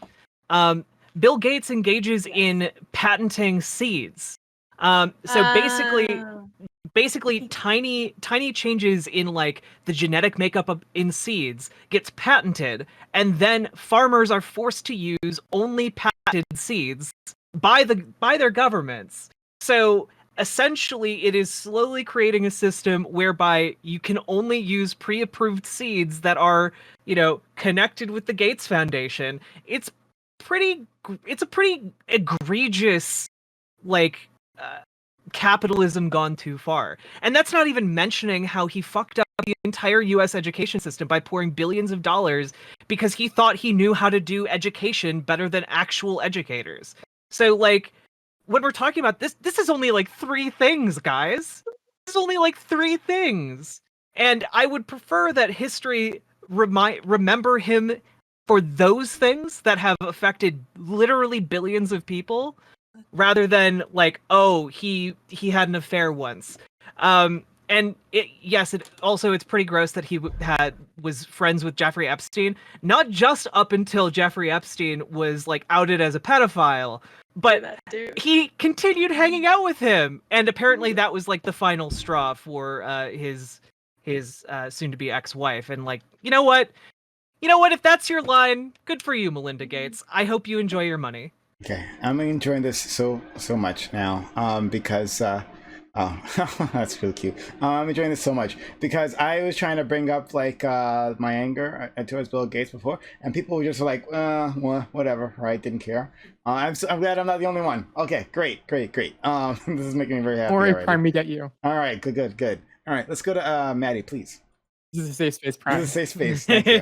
Sorry, yeah. Sorry, my child wants to play fetch and is being a little insistent.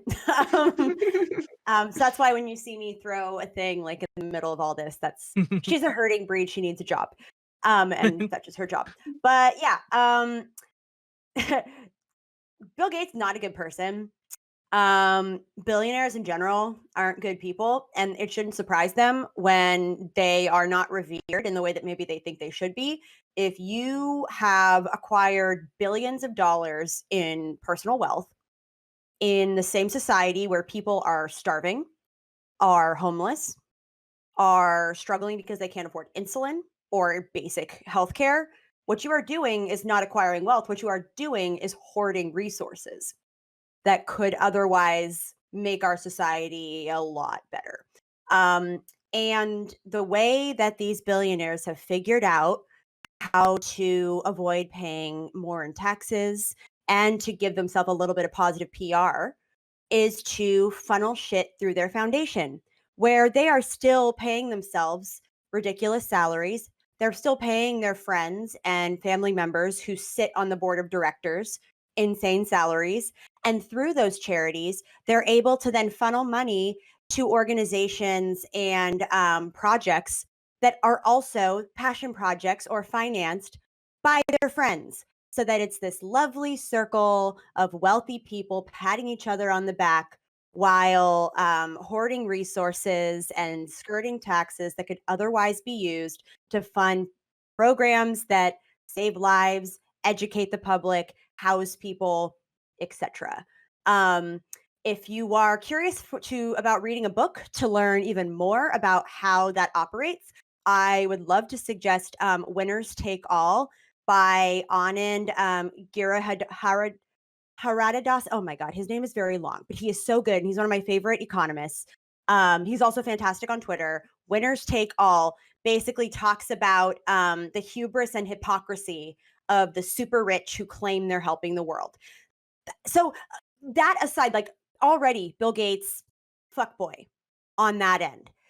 It is unsurprising that somehow has permeated over into his personal life. I'm shocked that someone like him would be maybe like a terrible person who harasses women, who's friends with Jeffrey Epstein. I'm just shocked because he seems so nice. And yeah, I mean, again, it's hard for me to feel bad for Melinda Gates. She's going to be just fine. And I just wish, I hope maybe with this happening, with Bezos, with all the connections to Jeffrey Epstein being revealed, I'm really hoping that maybe as a society, we can stop this absurd glorification and worship of these fucking asshole billionaires. That would just be really nice because hopefully this is revealing them to not be like these benevolent, wealthy dudes who like, oh, I just want to help society, because honestly the best way they can help society is to pay fucking taxes and not hoard resources. Good luck getting them to do that. We're gonna try. Y'all stop acting like you're gonna become like their yacht captain or something, okay? They're not gonna give you their money. It's like, just, why are you licking their boots all day? Seriously, no. The Elon Musk fanboys are the worst, but like, Oh my god, that's a discussion for another time. But yeah, fuck Bill Gates. All right. Oh man. Okay, let's go to Rocks, please. Okay. Wow. It's Roxy. It's Roxy. It's Rocks on my screen. Roxy, both are. I use both interchangeably. Oh, okay. Just making sure. Yeah. Don't worry. Thank you for defending me, though. Yeah. So Bill Gates is indeed bad because billionaires are bad in general. Like even when they try to do good things, it still kind of like sucks just because like one person shouldn't be able to direct that much. My personal favorite example is Bill Gates' efforts to eradicate polio. The ideal way to combat polio is to provide coverage to areas with really, really high rates of infection in order to bring them down. But that's really inefficient for eradicating it because you can't take it from like 90% to 0% really easily.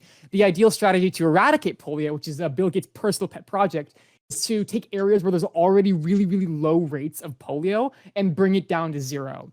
Which is it's good for eradicating it, but in terms of overall polio, it's a really, really inefficient way of doing it. And like a government committee wouldn't do that. A government committee would allocate resources more efficiently towards the end of limiting polio. So it's just really bad in general to have people, like individual people, with that much influence over like what sorts of policies or what sorts of like programs get done. And then with regards to like the divorce stuff, again, like I don't really think we should care that he's getting divorced, like unless like the reason for the divorce is something appalling. Like there really should be a lot more focus on the sexual assault allegations, on on these sort of like abuses of women, because that's really what's more like important. It's a lot more important when powerful men abuse women than when they divorce their wives. Unless those two are the same, are two of the same. Unless those two things are the same thing, of course. But yeah, don't worry, Prime. Bill Gates is bad here. Thank you so much. All right, finally, Red Charlotte. Yeah, this is like this is one of those topics where like the only reason we're talking about this is because he's famous and rich. I think that from what I've read, I think like while Bill Gates sucks because he's a billionaire, billionaires suck, and he's also a bad person, right? You know, who this is like one of those things where it's like, besides trying to like push the policy to make him not a billionaire anymore, this is one of those things where it's like, it's just a couple of old white people having a divorce because they no longer love each other. Like, who cares? Like, it's like, and the whole like Jeffrey Epstein thing, from what I've read, they weren't friends and they didn't have business, like actual business dealings. He met him like twice, like ever. And like only was there with him like at most like a day. So like this is one of those things where it's like the only reason people bring up the Jeffrey Epstein thing is that his wife was uncomfortable with it and his spouse being uncomfortable with it, and he didn't listen, which you should listen when your spouse is uncomfortable. Um, but like the only reason people actually bring it up in like the media is because people are trying like obviously to make him out to be a pedophile, which like there's no evidence of this. This is like not everyone who hung out with Jeffrey Epstein once is a pedophile. Stephen Hawking's probably isn't a pedophile. He's dead. So, I mean, like not everyone who hung out with Jeffrey Epstein is a pedophile. Like it just adds to like conspiracies, and like conspiracies are bad. But like, yeah, who cares? He's just an old rich white dude who we should steal all his money from because he doesn't deserve it. Oh, all right. Let's definitely jump into this. There's definitely a lot here because like my problem with this is like the lack of focus on all the other things that he does. This is you see this you've seen this happen before, right? You've seen this happen, for instance, with like the Bill Clinton sex scandal, right? With him and his affair with his intern. And you've seen this with God, I'm blanking. Andrew Weiner. Was it Andrew Weiner? I believe his name's Anthony Weiner. Thank you. Anthony Weiner. Anthony Weiner. Thank you. So We all remember the Weiner part. but that's exactly it. That's exactly it, right? So there's so many people who like never pay attention to these like important like powerful individuals, right? I don't think Bill Gates is some sort of a special genius, right? But he has power, right? And he exercises that power. It certainly does across the world, right? And same with these politicians, right? So many people who literally never paid attention to any of them until there's some sort of sex scandal or something, right? That's when the news certainly likes to hype up whatever is happening as if this is the thing, right? Well, this is the dark mark on them, and not like looking at any of their past actual behavior, like the behaviors in office or Bill Gates' like shady philanthropy work, right? He's done he's done a lot of good things. Let me make it clear. He has done a lot of good things, but if you even like as I think was maybe Jack said, like the structure of like billionaire philanthropy is damaging. Like its very existence can actually damage certain areas, right? Yeah, it convinces people that you don't need the government to do certain things because, the private sector will hold it up, even though we literally know that private sector charity can never replace state funding of something. Yeah, exactly. And there's just so can't much scale more, and I'll get into it soon. But yeah, there's just on all levels it bothers me that okay, it's like a titillating story, all right? It's like someone slept with someone, right? And now this is the thing that you all should be paying attention to. This is the thing that's important, rather than like, I've passed like don't ask, don't tell or some shit like that. I don't know. So let's go to Jack and then Night Toast. So one of the things about like the Epstein connection is that it wasn't just a couple times that they met. In 2011, and this is from the 2019 kind of reveal of their relationship together. He visited at least 3 times. He went to Epstein's townhouse. He stayed late into the night. According to those familiar with their relationship, he also Gates Foundation employees visited multiple times the same mansion, and Epstein is on record as having spoken with the Bill and Melinda Gates Foundation and JP Morgan Chase about a proposed multi-billion-dollar charitable fund, an arrangement that had the potential to generate enormous fees for Mr. Epstein. And that comes from the New York Times. And what you just described, that was a couple times. No, but the other time you brought up was his employees, not him. In the recent the article that just came out, and this I think was directly following the divorce announcement, which, by the way, Melinda Gates' PR team is fucking killing it.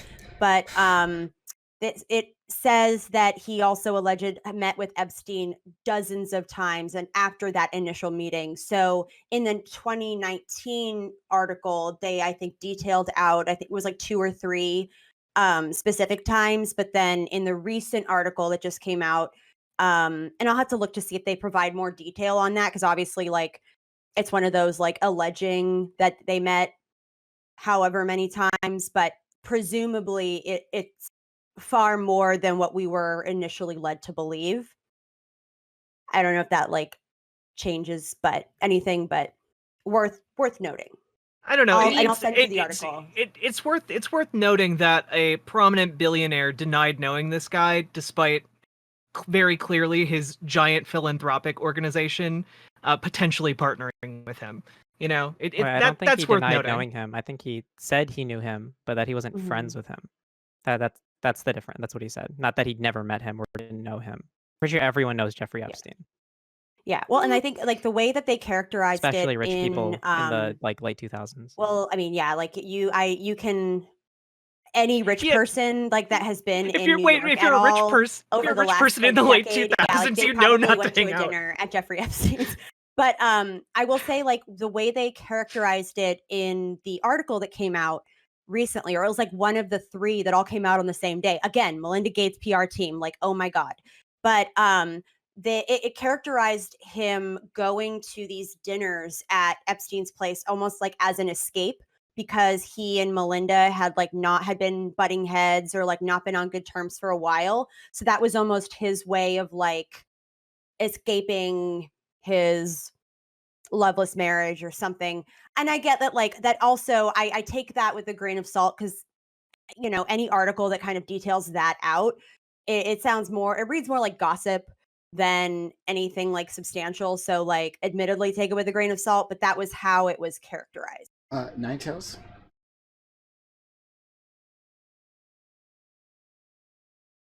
Yeah, so I don't actually care about Bill Gates, like, period. Like, first of all, what he did with the operating system, great. Somebody was going to do that already. Like, it literally was not an original idea. It's just he was the first person to make one that was like too shitty to use. And that's the thing, is like I think like operating system would be better if Bill Gates didn't make the first one. So yeah, not a big deal. Like, let him live his life. And that's the thing, like the whole Jeffrey Epstein thing, like, until there's like an investigation or something going on, like it's just like you're not going to accomplish anything by speculating. I feel like it's a distraction also, just to like even focus on this. Like, obviously there's better things to be talking about Bill Gates with, and this whole like focusing on his relationship and stuff like that just helps people like move on from all the crazy shit they heard he did last. So, go ahead, Josie, please. So one thing I want to state is, like, I think Red Charlotte has somewhat of a point about like the sensationalization of these type of things, like the idea where it's like, oh, Bill Gates did this thing, so we're all gonna like tabloid around it. We're gonna be like, ooh, let's see the tea, who's throwing the shade, right? Like that type of stuff. But I think what we can do is take this as an opportunity to see how terrible billionaires are. I think one of the things that I realized recently is like, and this is towing around, so I'm not being profound, but this does exist, is the fact that millennials have 4% of all the wealth, but Mike Zuckerberg has 2% of it. And like that is horrifying to think about. And like it's only probably a matter of time, maybe a few years or maybe sooner, before Mike Zuckerberg is gonna have a story just like this. And it's like I just see it as such an issue in America that we look at like billionaires in the top 1%, at least like 150 some odd people that have all that wealth, are like seen as like nobles and lords and kings and gods. And it's like, oh, they did a harm. Oh, let's see how immortal they are. And it's like, and that's kind of what we're left with.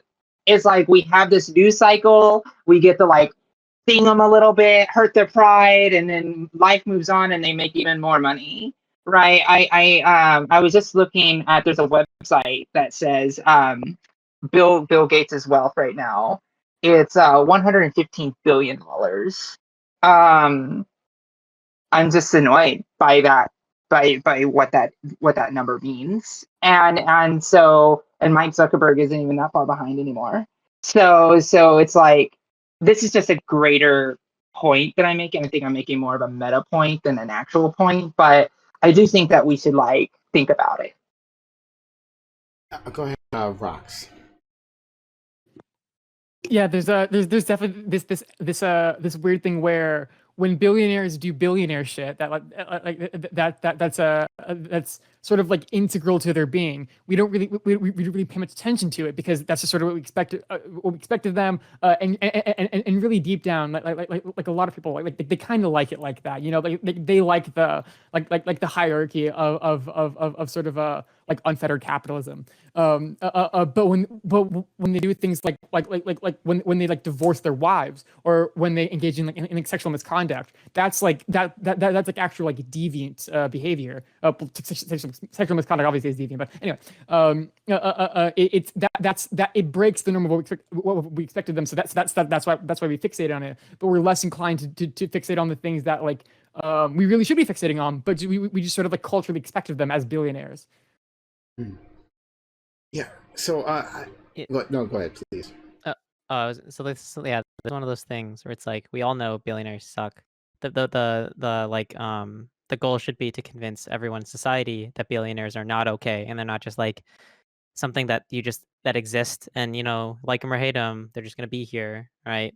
I think we can focus on the fact that Bill Gates individually as a person sucks. Cheating on your wife makes you a scum fuck bastard, right? Even if your wife has forgiven you and it's been 20 years, like you're still like a piece of shit. Um, and like, yeah, hanging out with like a really shitty person after everyone knows he's a shitty person, and your wife tells you to not do that, and you continue to do that. That's really shitty. Um, yeah, but I think that we should focus on like his business stuff, and then why him acting as a billionaire is really, really fucked up and bad. Because it will make people dislike billionaires more, and that's what matters most, not his like whatever his love affairs, which whatever. That's a Or like really fair speculating point. that he's like an international pedophile or whatever.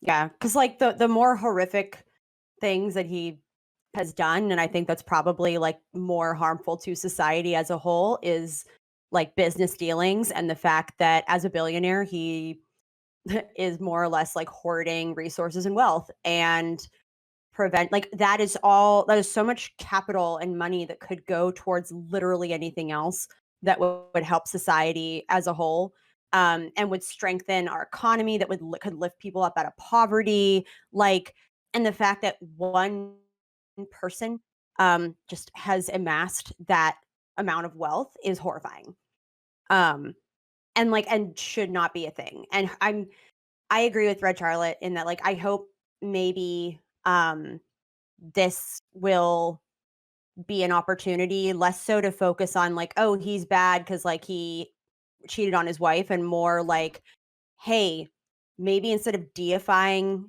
billionaires, even when they do like quote unquote good things like philanthropy or supposed good things, um, maybe that they're not great and shouldn't exist. Or like maybe they're not these like admirable people that they've been built up to be.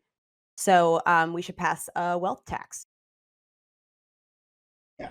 So, I mean, I think you're exactly right. I mean, that's why I wrote the question, like I did, because the whole point is that, of, like, this is the easiest way, right, to do this. Like, it takes no. So the reason why, like an Anthony Weiner story like goes off, right, is because you actually have to know nothing about anything, right? About like politics or anything, right? Like you have to know nothing, just that someone did a bad thing, right? Someone cheated on their wives multiple times, right?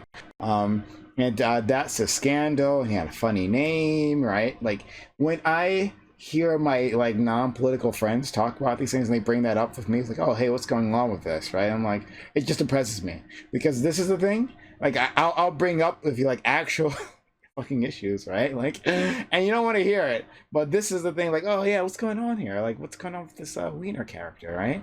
And it hurts. But in terms of Bill Gates's philanthropy, there was an article I was reading a while back. It was talking about how he had structured like this help, like in the medical field, right? Like there was a disease. I forget which disease it was. So I'm sorry, I can't quote it. But like, there was a disease, right? That his foundation was working to eradicate. Well, that's a good thing, right? Eradication. You want to get rid of these diseases. It's a bad thing. The disease is a bad thing. We want to eradicate it, and apparently we have the technology to do so. However, and so how he did this is, of course, he poured money into these countries. These were African nations, right? Poured money into these countries, into their medical infrastructure, right, to focus on eradicating this disease. However, this disease had already been like long under control, right? In terms of its spread, and it's not like it was ravaging the population. So like what they brought up in this article was that like there's a difference between like eradication, right? Like and like control or something. I forget that they use a different name, right? But just like having a disease like under control in terms of where you put your resources, because eradication ends up being much harder to make sure like literally every human being is cured or getting treatment for something, right? Rather than focusing on the larger diseases, right? Like larger maladies of the time, right? That are affecting lots of people. So you're focus on this. So just imagine you're focused on this one disease that's like affecting like 0.3% of the people, right? And then, right, and the money goes there, so the focus goes there, rather than this other disease, right, that like 7% of the population is dealing with, right? Like there's a massive difference, right? And he was bringing focus away from the illnesses and maladies that people actually needed taken care of, right? But that's just because he put that much money in, like that's where the focus goes, because that's where he decides it goes, rather than health professionals. All right, we're gonna pass down, then Sunny. Okay, so like for the polio thing, sure there was other diseases at the time, but you also have to remember that we can't just pour all money into one disease and hope we find a cure relatively fast. When polio, we had a cure that we could get there. And you said that it didn't affect a lot of people, but 1,000 children per day, roughly, were still being paralyzed due to polio in these African countries, and it's decreased since 99. It has decreased 99% since the global polio eradication initiative that he started has become a thing. Also, per the software thing, all of his competitors at the time were focusing very much so on hardware, and to say that like he just came in, stole someone's software, and then made it shittier, I don't think is really a fair thing to do. Every other tech company at the time was focusing purely, or not purely, but pretty much strongly on only hardware and making things faster and not making like software more accessible to people. So I think it's a little bit disingenuous to like say that, oh, he came in here, stole someone's software idea, and made it shittier. Like, no, he's actually like somewhat competent in the people he hires. Was that in response to me? Well, that was in response to whoever said it. So I was talking about how his hold on. invention of the operating system wasn't any big deal. So he also engaged in massive like antitrust related activities in order to gain an edge. It's famous in Silicon Valley for like just how fucking shitty and ruthless a lot of his business tactics were. And it's well known that like the operating system idea he basically stole from IBM. IBM, believe it or not, stole a lot of their shit from Xerox. So can you believe it? They copied Xerox. But also, so much of this stuff was just going to happen on its own. Somebody was going to do printing, somebody was going to do screens, somebody was going to do all that stuff. No, none of like, if anything, it was the technologies that became obsolete that nobody could guess. So and he like I'll push back on the point on polio, and thank you for reminding me it was the polio disease. I believe that's what the one I was looking into was. But I'm taking my cue from the healthcare professionals like in those countries, right? Like they were the ones who were interviewed talking about like, well, if your focus wasn't on this disease, polio, right? Again, I'm assuming that's one that I was looking into before. If your focus wasn't on polio, but rather, something that is more relevant to your community, because like 1,000 people like across a continent of billions, it's like a tragedy, absolutely a tragedy, certainly, right? And something that needs attention. But there are far more, like I don't know, AIDS, right? a far bigger issue, right? Or other diseases. There's a whole list. I mean, obviously, we know there's a whole list of these things, right? So like sure, polio is a problem, but is it in every particular community? And you don't get the money unless you're focused, right? These like healthcare ministries don't get the money unless their focus is where Bill Gates tells them their focus should be. Right now, if those healthcare ministries, right, for those individual countries had decided that polio actually does need to get eradicated, this is their focus, then okay, well then that's what they just have decided to do. But it wasn't up to them, right? Like it didn't end up being up to them because like that's where the money was coming. Rather than like saying like, okay, we are going to support your efforts, right? Like you are the healthcare experts within your particular area, right? Your region, and we're going to listen to you and where you want our resources to go, so we can assist you as partners. It's where your boss, like, okay, we've decided that this is going to be the place where your focus is going to be, right? And if not, you're not getting paid, right? That's the problem. And of course, and no one, and I'm not even saying that, of course, you brought up like a cure thing. Like, well, no one's saying that you necessarily need to have a cure, right? But just like follow the healthcare professionals and go where they have decided, right? For their own communities, rather than these outsiders coming in and tell them what they have to do. That's my argument there. Pastel, she can respond if she'd like to. Then we'll go to Sunny, and then Rox. Yeah, so like I agree. He probably could have just decided things better than just being an individual with all this money and just picking wherever he's going. But he's an individual. That's kind of what he can do. I think it's better that he targeted polio, which, by the way, he wasn't just doing it widespread in communities that didn't need it. The program was targeting specific communities that needed vaccination for polio. Not only that, all these countries are polio free, by the way. Like the last country that had it was Nigeria, and they had their last wild case, I think, 4 years ago. Like this is relatively affected. You can only find polio now in Afghanistan and Pakistan. Like, yeah, sure, he probably could have done better, but we're talking about an individual here, not an entire organization. So I think like that's probably a decent thing he did. Like unless you're saying I don't know if you're saying like he shouldn't have done this at all, or if he should have went about it better. Because if you're saying he should have went about it better, then sure, I think I could relatively agree. But if we're saying like he shouldn't do this at all, then like I don't know if I agree with that. I just said that he should have done. I mean, I didn't say those words, but I described exactly how it could have done it better, right? Like instead of giving them directives as to where the medical resources should have gone, work with them as partners, right? Like the resources, him pouring in those resources is a good thing, 100%, right? Directing, right, from an outsider perspective, and this is what he did in education as well, directing, deciding how you should run these fields, how these industries should operate, because he had just decided. That's the problem. Like work with partners. Yeah, exactly. Work with partners and make sure that like metrics are being hit, right? Because not just pour money in and just hope for the best, right? We can make sure partners metrics are being hit, but work with them, you know, as equals rather than them as like vassal states. But all right, so we'll go to Sunny, Rox, Ninetails, and then Jack. And if Pastel wants to jump in again, please do. Go ahead, Sunny. All right, let's talk about polio.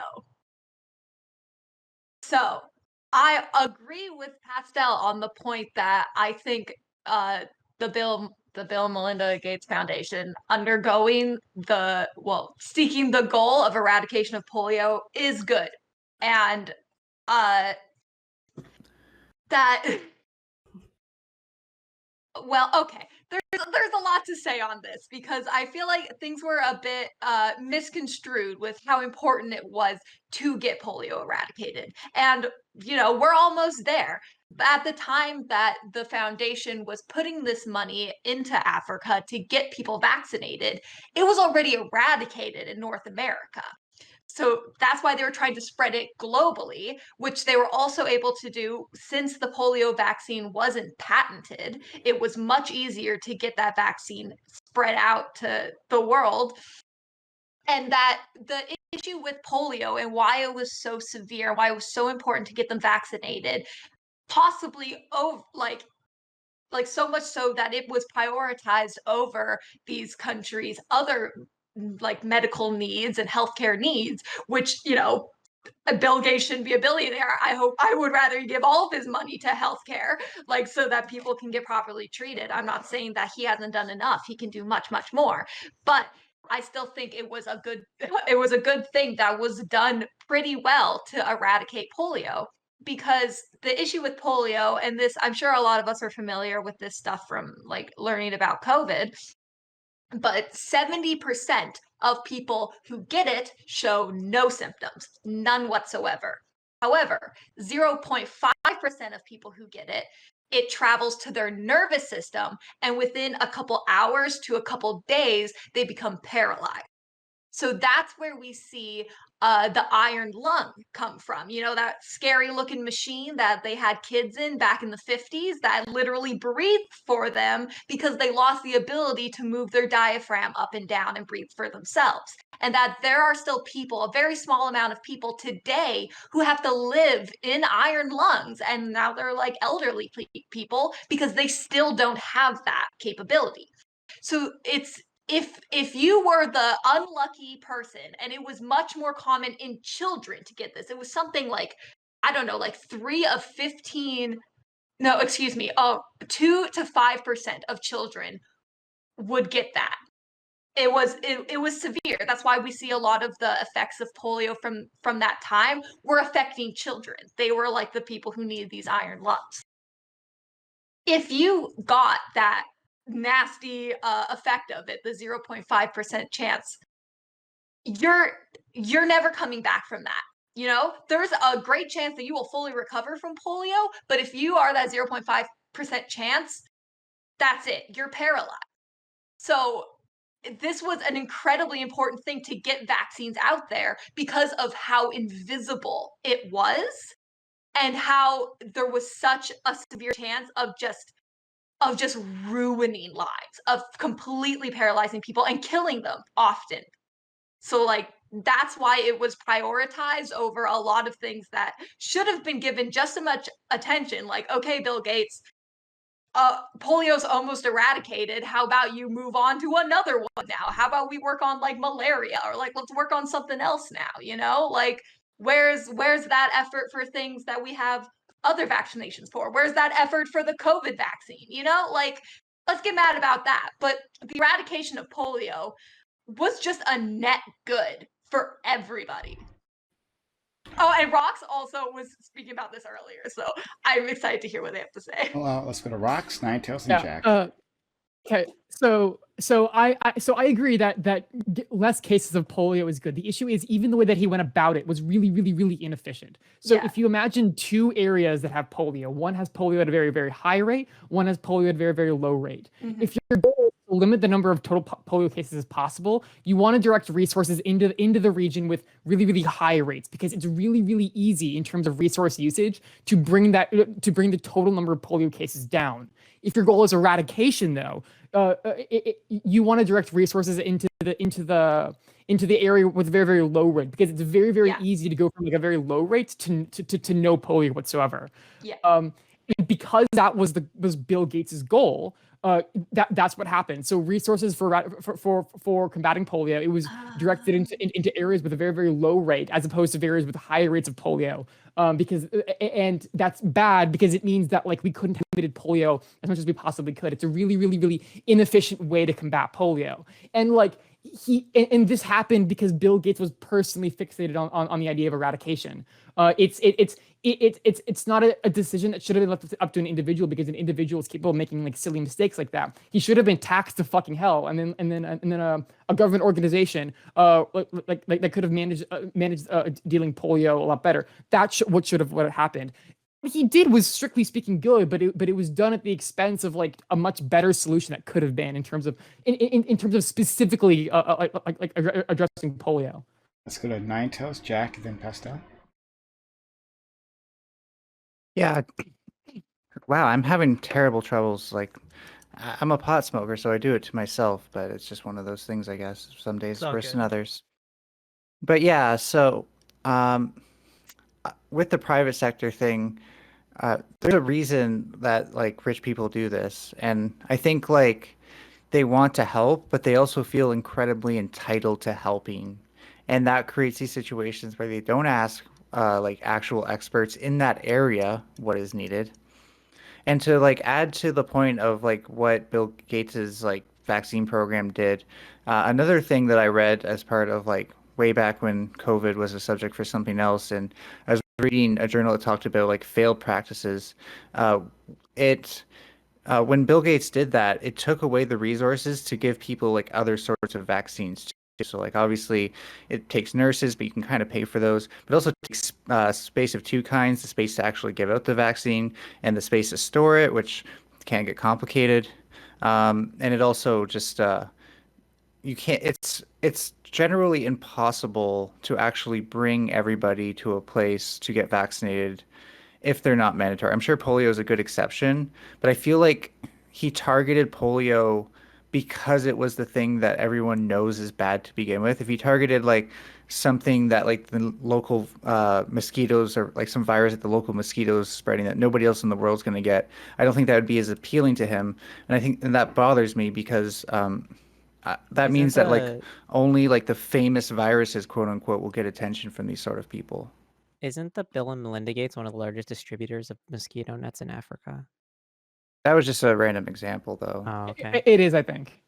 That is true, Um, though. Yeah, and they've been able. That is one positive outcome is they've been able to show a direct correlation for a reduction in malaria infections with areas Mosquito where nets. the Yeah. Gates Foundation has distributed mosquito netting, which is Yeah, wonderful. this like Yeah. like their work has been featured in a lot of papers that criticize the application of like public health methods from like a private healthcare perspective. Yeah. The Ross, issue do is you like, have, sorry, I was just gonna ask if you have any sources about like what you just mentioned, because I've never heard of that and that's so interesting. we would need I to want to dig read it about up that. because like Okay. I came a bit ill prepared, but I will do that for you. Oh, like don't even worry about it. Just like message me if you ever find it. I'll put Josie on the list.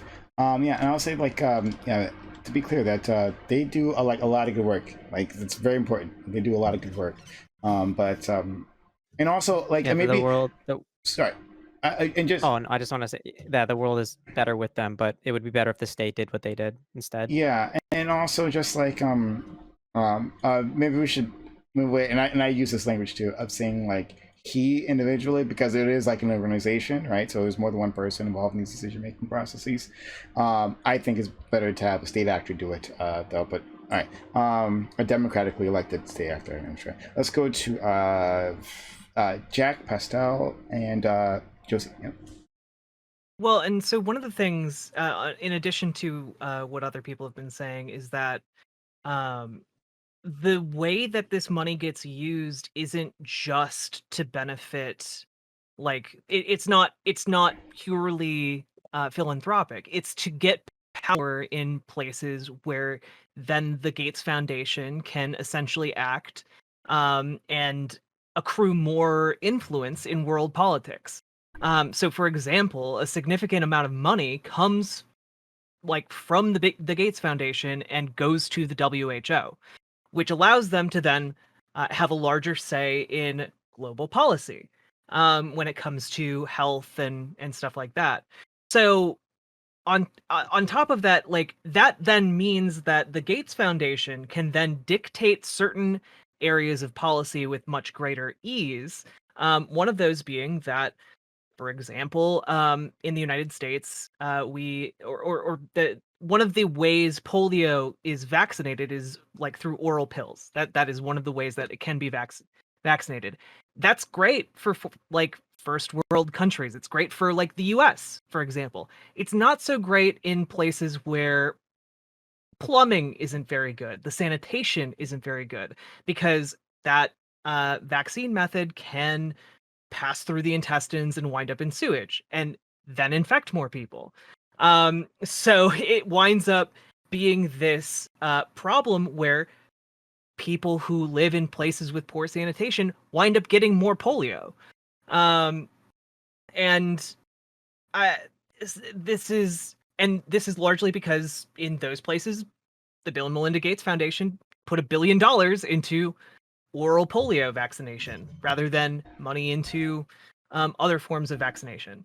that might not have the same thing. In fact, this has become a problem because that specific strain of polio has now mutated and is infecting people in the wild again. There's a really interesting like NPR interview about it, about mutant polio strains. In fact, mutant polio strains from this method of infection actually cause more paralysis now than like wild polio that the Gates Wow, I haven't heard of Foundation that was either. vaccinated against. Okay. And I'd love to, like, if you have a link for that part, I would actually love to. That's actually quite interesting. Hey, Prime, Yeah, on the government doing stuff more, I think I remember an interview where Bill Gates even believes this himself and advocates for it, because he even said in an interview, from what I recall, that he was like, the government should do more because like as much as money like we like collect and like the stuff we do, it would be dwarfed by like what the government can do or whatever. So that's like really interesting. But it also It's cool. He has, should lobby for that. yeah, and but he also will have an interview talking about like when they asked him like, oh, well, should billionaires be taxed more? It's like it was like recent. I just saw an interview with him when he was pushing back against like, well, I mean, we already do pay a lot, you know. Yeah, well, that's a separate. He's like free fanning free himself thing. with money, being like, someone should do something. Let's go with If only. If only I had the method to change government officials' minds. Right. Pascal and Josie, please. Also, if you look at the strategy program for the GPEI, he does actually consult multiple biohealthcare professionals across the globe. So I don't know where this like idea of he didn't talk about, or he didn't consult any professionals. He just went in there and ignored everyone to just eradicate polio. Did I say he didn't someone... consult any of them? No, I said that he didn't consult enough of them, and instead of consulting enough local professionals, well, that's the thing. It's more of a proportion. Like you said, he consulted the ones from around the world. That's great. But the ones who are on the ground locally know specifically what they need, not what's needed in general for certain things. And that was the biggest critiques of these papers, which I could dig through my history, but then like my chat for my stream would be able to see that, and that's just weird. So I can always send it to you later if you want me to find it. And like, and then also on that, does Pascal have anything else to say? Yeah, because the situation analysis says it does include people even from the local area on this board of global professionals. So like, I still don't know where this is. I'm not saying he didn't do that. He didn't do that enough. He favored his own professionals more than he favored their opinion as well, according to these reports. Well, yeah, if you can like source that, because that is not anywhere like in the strategic plan they've done. I'm telling you right now, like I've read through like I don't get like subscriptions directly, but I know someone who does have some, so he sends me like cool little articles and stuff like that, and they're ripping Bill Gates' stuff apart right now because like he's terrible for like actual epidemiology. I'm just saying. Let's no. I was just. What? Yeah. Do you want to say something real quick? Just like again pointing to. He can do all this great stuff for polio, but that really doesn't help when we're talking about how he used that leverage to then extend patents for 20 years in order to benefit private industry, you know, on vaccines of other kinds. Let's go to Josie, Rox, and Sunny. Okay, so I have been doing some mad research as everybody was talking. So I do yeah, thanks. So one of the things that I want to talk about, I know we're talking about like the granularities of like he should have done this and he should have worked with these people, but I just want to talk about numbers because I'm a nerd. So there was a big article that came out recently that Bill Gates was going to pay off Nigeria's polio debt of $76 million over 20 years. And then he starting in 2017. In 2017, he also gave $3 billion to the polio effort, which is less than 2% of his entire net wealth. More to this, the United States government gave about $40 billion in foreign aid, which I am a big proponent that we should be increasing that number anyway in the United States. But there's also another thing that I think we're failing to miss here. The Bill and Melinda Gates Foundation take lots of donors from their friends.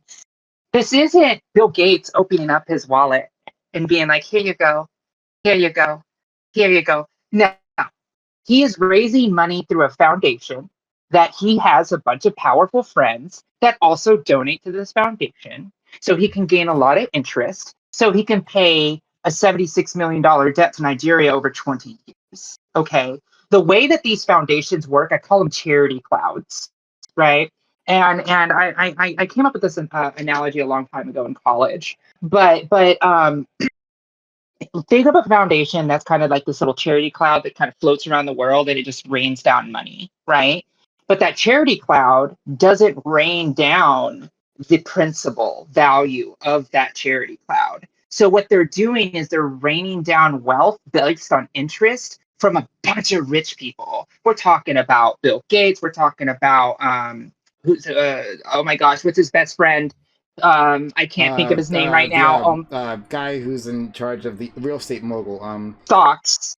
Fox? No, Like Mr. Murdoch? No, stop. No. Oh my gosh. Warren Buffett. Warren Buffett. Thank you. Thank you. Warren Buffett. And thank you. I don't know. It's like I should know these billionaires. There's so few of them. They're so Ask a influential. question. Yeah, go ahead.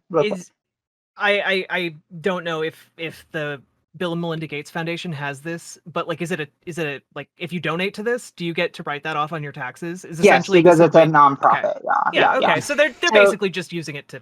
It's a charity cloud. It's a charity cloud, and it rains down on people for like blessings of the thirst of water coming down, falling on their heads. And it's like $76 million for polio. It's like Bill Gates is like, we gotcha over 20 years. Yeah, the tax write-off. What is this? What is this ledger that they have?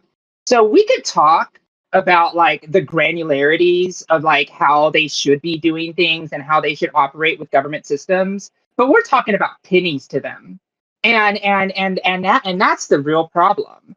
And you know, Bill Gates will say, oh, there needs to be more government action. Well, then pay your effing taxes more.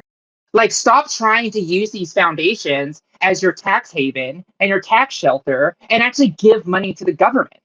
Like, lobby for wealth tax. Lobby that no one should have this insane wealth. Put a wealth cap, for crying out loud. He knows more than anybody that he'll never spend this money in generations of time. He's giving away all for of me, it I don't want to get sure. Oh, and he dies. He's almost dead. Like and we'll, 75.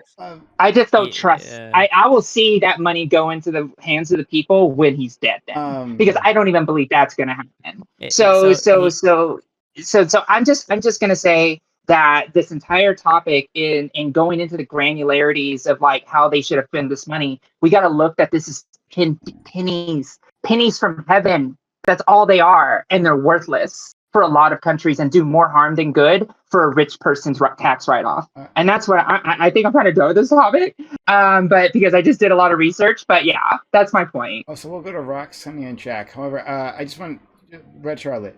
Are you referring to that giving pledge? Is that what you're referring to? Or did he make a separate one? A separate 90 billion. His entire net worth currently is like, I think like 120 billion. Yeah. And like when he made the what year did he? Because he obviously has increased in wealth since like he said that thing. But is it? Are you it was like referring going to to give the away like giving all, he was going to give pledge? away all of it. All of it was going to be given to the foundation or whatever for its activities. Okay, so but that's why I'm wondering the giving pledge, because this might be. I don't know if is that the name. Okay, because there's a pledge that certain billionaires, including Warren Buffett, have signed, right? And it's like, we'll give away like half our wealth, if I'm remembering this correctly, and someone correct me if I'm not, but like give away like half our wealth after a certain period of time. And a lot of billionaires have signed this thing and then not actually follow through. Like, they've gotten like the good PR for signing the pledge, but not actually start like giving away their wealth in the time since. But you might be talking about something that's separate. So that's what I was asking. I just don't know. Mind you, that's like pretty much all his money. And in the same statement, he talked about his children won't be billionaires because they're not going to get basically any of his money. Okay. Rox, Sunny, Jack. Okay, so just to speak to Pastel for a bit. So I believe you that the Bill and Melinda Gates Foundation does consult like local health professionals. The issue is the foundation still has the final say over how those resources get allocated. It doesn't matter that they are consulting them. What matters is that the will of local professionals that gets enacted, and it just isn't because the private foundation determines what happens in the end. And we already know this is happening because local leaders already want like resources to be moved away from polio eradication towards other illnesses or towards other strategies. They're just fundamentally like allocating resources in an inefficient way. And Josie, I wholeheartedly agree with you. And I want to make clear that I don't think that the Bill and Melinda Gates Foundation should have allocated it differently. I think they shouldn't have allocated it at all. It should have been taxed by the government, and then the state does it because the state, as a democratically elected institution, is the only organization that ought to be responsible enough to actually like handle these issues. It's just like what things they do are good. It's just like they don't do it as good as they could, and they shouldn't have that power to begin with. Okay, let's go to Sunny and Jack, please. I gotta tell you, the Bill Gates propaganda has touched its dirty little fingers all over academia, and and it's all smudged up now. And like when it comes to medical spaces, like it's really like heralded of how great like eradicating polio was. And I'm learning so much more right now about how like messed up that process was. And now through like what Rox and Jack were saying about this, I understand now, Prime, what you were saying about investing that money instead of like just getting all the vaccines out there into the specific region's healthcare systems and getting that infrastructure up instead. Because now I'm thinking if they did do that to, even if they did that with the express goal of eradicating polio, but still did it that way, they would probably have a more robust system today to deal with what Jack was saying about this wave of like the mutant polio, and like they would have had things in place to help when that started becoming an issue, when they started realizing, or just a body at all to realize that the water was becoming contaminated because of oral vaccines. Like that's incredibly interesting. I've never heard about that, despite like knowing that polio has an oral vaccine. That's a huge issue. So yeah, I just want to say that I have come around, and thank you all for educating me. Thanks so much. Then we'll go to Jack, please. Yeah, I think one of the things that we need to really take away from this is that, and to kind of go back all the way back to the original question, the only proper way to like view Bill Gates and what his legacy should be is to zoom out and look at all of his activities, all of the activities of the organizations that he oversees. And when we look at how the Bill and Melinda Gates Foundation functions as essentially a vehicle to function as both good PR for the exceedingly wealthy and a vehicle to evade paying taxes, which is basically a way to just, make us take on the tax burden of billionaires, just pointing that out, and then how they further the exploitation of the developing world by, for example, getting patents on drugs and vaccines that are very necessary for developing countries to have. And so then that allows more economic exploitation. And on top of that, often the contracts for the companies who are involved in this are the companies that the Bill and Melinda Gates Foundation has investments in. And so one of the fun facts about the Bill and Melinda Gates Foundation is that it has received something like 28.5, and this was reported in The Nation, $28.5 billion in investment income over the last 5 years. Just from the investment income, not from charitable donations. $28.5 billion. And you might go, oh, well, that's great. They can do a lot more good with that money. They only gave out $23.5 billion. They aren't even spending their charitable donations. They aren't even using that for anything. They aren't even using what they make on the investment income that they have. So when we're looking at this, you really need to understand that the amount of good that they do is severely, severely curtailed and directed towards operations that either further exploitation in developing countries, or to get more sway in global politics, so that the companies they've invested in can then take advantage of the policies that the Bill and Melinda Gates Foundation helps form. And so it's like this weird incestuous exploitation circle. And it comes at our taxpayer dime because all of our rich people are getting tax write-offs for donating to them. I have a question for everyone. Do you guys think that tax write-off should be abolished for donating charity, or that there should be some sort of cap? Because it also applies to normal people too. Like if you donate like $10 to a charity, you can write that off. Like, but people just, I guess, don't. Yeah, abolish it. Yeah. Completely. Is that what we I want? think there's Do something you, to do be you, do you have said, any yeah. do you have any what about I would this do you not think that this yeah. would like lower the amount of regular people who donate to charities, because Yeah, because I now think they're like risking their money that they I think it would be like, better can't if the help to government spend. was able to do more. I agree with that. I also would think that maybe would there's a abolish- limit, like at a certain, like it's deductible up to a certain point till, and maybe I'm sure that, you know, some data scientist could dig into like at what point it becomes more of a funnel for people to shield their money from being taxed versus the majority of Americans who maybe say, yeah, I donated like $100 to this charity or something, and I don't want to be taxed. It's a nice tax break to get.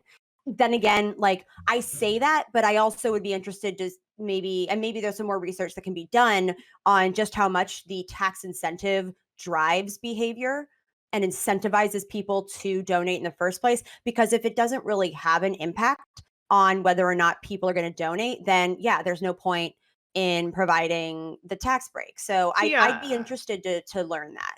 I don't think most small dollar donors are going like, oh good, this will get me a $5 tax fair. break. I don't think anyone's crunching their taxes when they decide to donate to a charity, unless you were obscenely wealthy.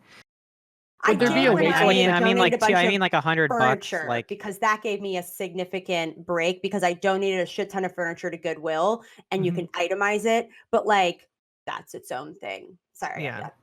Could there be a way to do it in such a way that it only exists for like the first couple of tax brackets? So people like in like the first couple of tax brackets, like anything that they donate gets written off. But then for people like above them, like any amount that would have gotten written off in those higher tax brackets, that can't be written off. just, Like, just have a cap.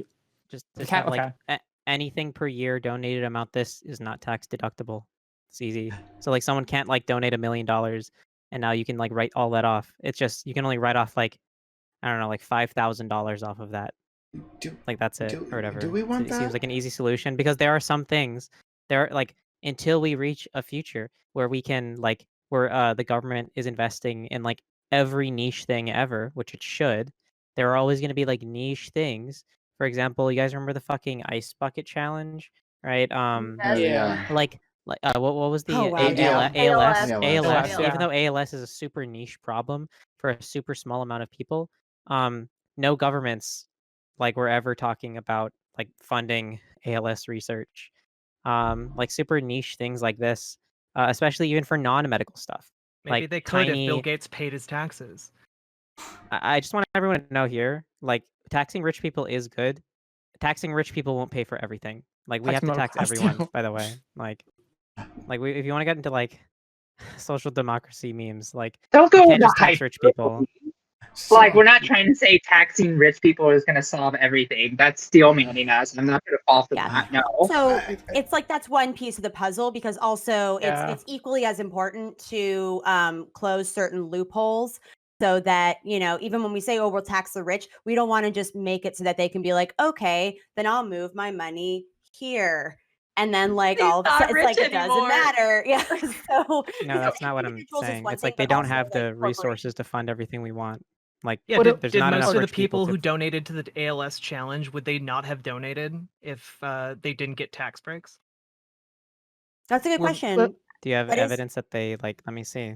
Like And that's why, like, I'd be fascinated to see if there was like a marketing study or something done where they could measure, like, well, how much does the perceived like tax break factor in, because I agree with you, Robot Jack. I don't know that it does, especially for small dollar donors. I imagine it would only become something that they consider once you're donating much larger amounts.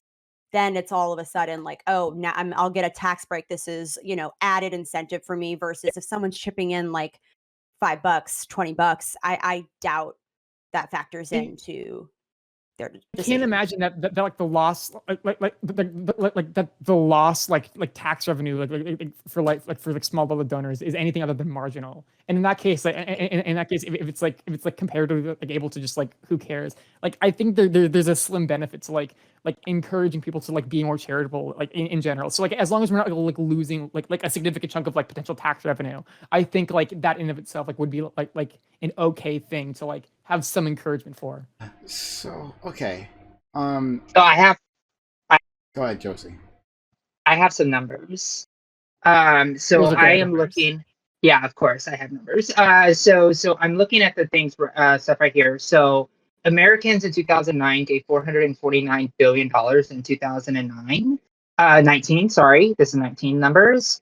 Corporate giving was about $221 billion. Foundations was about $75 billion, and then the largest source came from the top earners in the country. So we're talking about 90% of all the charity money that came from people making high incomes. We're talking about $26,000 a year that they're donating, right? So the 10% slice, that we're left with, this is like, and like Maddie going to Goodwill and saying, okay, here's my desk. Giving them a piece of shit furniture. Yeah, exactly. And you know what though? Maddie probably lost that receipt and it probably didn't do it, but did benefit from that? Goodwill. So if you look at like how these donation structures Can you are post that? yeah, I can post it actually. Yeah, But I would be. so I just want to say this as a meta argument, okay? When rich people are trying to advocate for poor people to save money on their taxes, red flags should fly up because they're the ones that are going to be benefiting from it. Okay, so I'm going to post that that article now. But like, I am not for the idea that we are going to protect 10% of like higher middle class Americans that have the opportunity to donate to something. And a lot of people don't get tax write-offs because a lot of donation companies and nonprofits, I know, I work for one, makes it very difficult for the company to then say, okay, here's your receipt for that, right? Not a lot of companies have that ability. A lot of new, like your local, like, nonprofit in your town probably isn't going to give you a big write-off check because they don't really have the capability of telling the federal government to say, hey, this was a write-off, because of all the loops and hoops they have to jump through to make it happen, right? So I like, that's why I'm against tax write-offs, because the people who are taking advantage of those tax write-offs, just like the stock market, are the wealthiest people in the country. So that's my point. I just wanted to clarify why I'm against charitable deduction. So we'll go to Nine Tails next. Before that, I just want to make this like 2 points that kind of work off of each other, right? In terms of like, do we really want to do anything? Like, okay, so these people maybe not be donating to these charitable organizations for the right reasons, but as long as they're giving, then that's good. Except with one caveat, right? Being like, are these donations going to effective charities, right? Like they're donating to like the organizations. We all know that like all charities are not created equal in terms of like how much like their staff gets paid and how much gets to like the targeted audience, right? So that's a separate conversation, and I have no idea what the answer is there, right?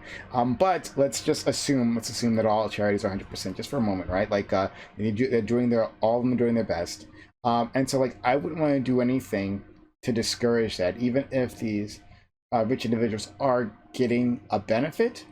But on the other side of this, right, and because states, like the state actors, don't yet have the abilities, right, or the desire to tackle all these different issues, right? There's a myriad number of issues, right, that need charitable giving, right? Oh, and also there's another thing, right? working off of this, is that exactly, and this is where Bill Gates comes in, like, where exactly does that money go to, right? Because saying like charitable giving, well, in your mind, that can mean anything, right? Like, what, even if we polled people here, right, we might have all different ideas on what exactly you think is charitable, right? But like giving to like your ballet, like your local ballet troupe, right? Like that might be charitable giving, right? Is that the same? Like, well, your art museum, right? Your wealthy art museum, that might be charitable giving.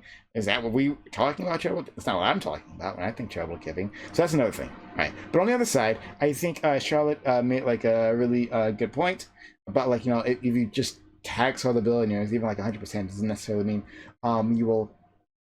I mean, it absolutely doesn't mean that you can handle all these things. Like that in itself won't raise enough money to do all these things, right? You know, the reason why you tax billionaires, right, is to limit their the corrosive effect. Stop them from existing. Well, Yeah. well, yes, stop them from existing, but limit their corrosive effect that they have on governments, right? Because as has been pointed out with like how Gates operated within these other nations, right, and how billionaires act within this, well, the states, right, how they act within the states, because they have all that money, right, they spread that money, and it gives them influence to affect government policies, so that governments, like, not even democratically, we can decide that we want to put this money like in places that we want, like education, right? You know, because the billionaires, if they aren't in fans of public education, or instead are in fans of like charter schools, where just coincidentally they can invest and make money, right? If they decide that that's going to be the case, then that'll be the case because they have that level of influence. So you tax them, so you take away their influence, so that we can actually democratically decide to put our money into all these places that need the system, and the state can do it better, right? The state has the ability to do it better. It's just that who is deciding, who has an outside influence as to where the state puts that money. So like I think both those points kind of like work together. But all right, so let's go to Nightos and then Charlotte. Yeah, so I found a paper in Canada. It's a bit dated from the 70s. It did remark differences, not necessarily in like the overall dynamic, but between Canada and the U.S., but more so in like how Canadians donate their money than more so the responses to a tax break.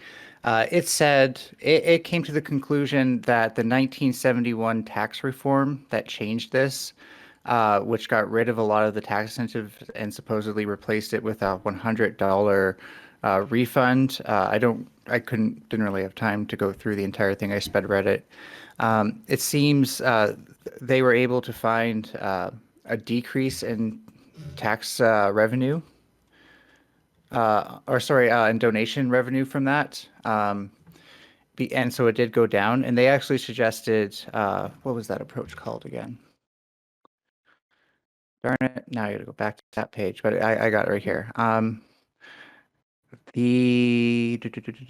Matching grants. So when the government matches the grant, that actually turns out to do a much better job getting people to donate, because they feel like the what's called the implicit price of their donation has been cut in half. And apparently, when you do the same thing with like tax returns tax breaks, people don't feel like they're actually getting the same return on investment because they felt like it was their money to begin with. That last part I kind of tacked on, but I feel like that's like the reason. that would be the reason for me is what I'll say. Makes sense. I think I got it posted all around. Got it posted. Yeah, I posted it in Prime's chat, posted it in my chat, and I posted it in StreamYard and Discord for us. I do think that there's stuff we can do to make people donate more, but I also don't want to be too reverent to the rich and make their lives too much easier if they're not actually giving a lot back in return. So let's go to I lost someone else is next. Retro, please. Yeah, so I'm like trying to look at stuff. So the thing you sent me doesn't say that 90% of that let me go back to the thingy. It doesn't say that 90% of that $300 billion, like the ones given by individuals, are high income people. It says 90% of high income people give to charity. And so the thing I posted, there's some stuff on like how much poor people, not necessarily poor people, but like middle income people donate. Middle income people donate a similar percentage of their income to charity as rich people, and also most people in most Americans who donate money give less than $1,000 annually. So like most donors are regular people. Like if we just put a cap on rich people getting tax breaks, maybe rich people would donate less. Which I mean, sure, we can just tax them, right? But like I don't even taxing normal people. People should just like be incentivized to like give to certain things if the government's not doing it. If like a person who's making like $25,000 a year wants to give $100 like one time to like a thing, they should be able to get that $100 back because they're struggling. So do you think that it's okay for somebody who has disposable income to be able to get a break while people who are poor and can't pay those charity taxes because they're trying to put their kid through school or anything like that shouldn't get any advantage? I just said that poor people do donate. Yeah, but they're donate not doing You it said for middle taxes. income. No, I literally said middle income, and then I also after that said low income. Yeah, but they're not doing it for taxes reasons. That's the issue, right? Like the Yeah, person who's poor is not doing it for taxes. That's what I but mean. wouldn't you want to make it easier on them? That would, if anything, They're it would doing it make it because so Sarah that it's less of a McLachlan struggle. sang a sad song to them when they were watching TV, and then you see those poor goddamn puppy dog eyes, and you feel guilty as hell, and then you're like, well, shit, now I have to donate to the ASPCA, and then 10 years later, you're still an annual donor because of Sarah McGoddamn Glothlin. Yeah, but now I in don't- this world, you no longer have to worry about like the money you spend on that charity because you get to keep that $100 back and you get to spend it on groceries and like other expenses. Like here, it literally says people low income people below $20,000 a year give 4.6% to charity, higher than any other income group. Household Yeah. earnings between 50,000 and 100,000 donate 2.5% or less. But they're Poor not people doing are it more for tax reasons. But that That's doesn't the matter. issue. Yes, It it doesn't matter. does. It You think they matters. shouldn't be? because You I'm think should they be allowed to? advocating- Should I'm they be allowed? advocating for that. Should they be allowed to not deduct that on their taxes? The poor people. Most of them don't. That's You what I'm have trying to evidence tell of that? you. Wait, you're making a claim. You just made a Hey, claim. Charlotte, Can you cite that? I gotta know something Wait, just for the you sake just of made a claim. clarity. You just made a claim. That's an empirical claim. Can you cite So that? did you. I think she just did previously. That's a very strong claim that poor people don't deduct things on their taxes. Like that. No, I did not say they don't deduct things on their taxes. I'm just saying that they're not donating I for wonder the if they sake of take their the taxes. standard deduction versus Like, itemized, but which is a $300 non-cash donation, which is easy to itemize on your taxes. So do you not have evidence that they don't? I give me a moment, Red Charlotte. I cannot. I am Red, a can I ask you researcher, something? but I don't have dictionaries and like encyclopedias in my head. As much as I wish I did, give me a moment and I'll find you those. here, Can let I me- I ask Red actually something found for a- a second? I Because found I just want to clarify something. When you said 4.7%, percent of what? Their income. Wait, yeah, so that makes sense because therefore it scales to the person's income. It doesn't mean that overall Yes, people but with I lower also, on income top of are that- donating more. But I it means also that said that most overall, people- when people Okay. donate, it's a larger chunk of their income because it has to be. I want you to look in chat, because in VC chat, I posted a chart from YouGov. How much do Americans donate? Vast majority of Americans who donate money donate less than like 1K a year. Like, and then the largest group, plurality, is 100 to 500. Like There's more of those people. the amount of people okay, who are you should find donating, you like, need to find a study. You need to find a study. The amount of people who Yeah, I know. donate, like Bill Gates, are 13% of the population. You need to find a study that controls for income, not one that uses it to embellish its findings. What are you talking about? What do you mean controlling for income? You're What saying- what you're saying- variable are you trying to find?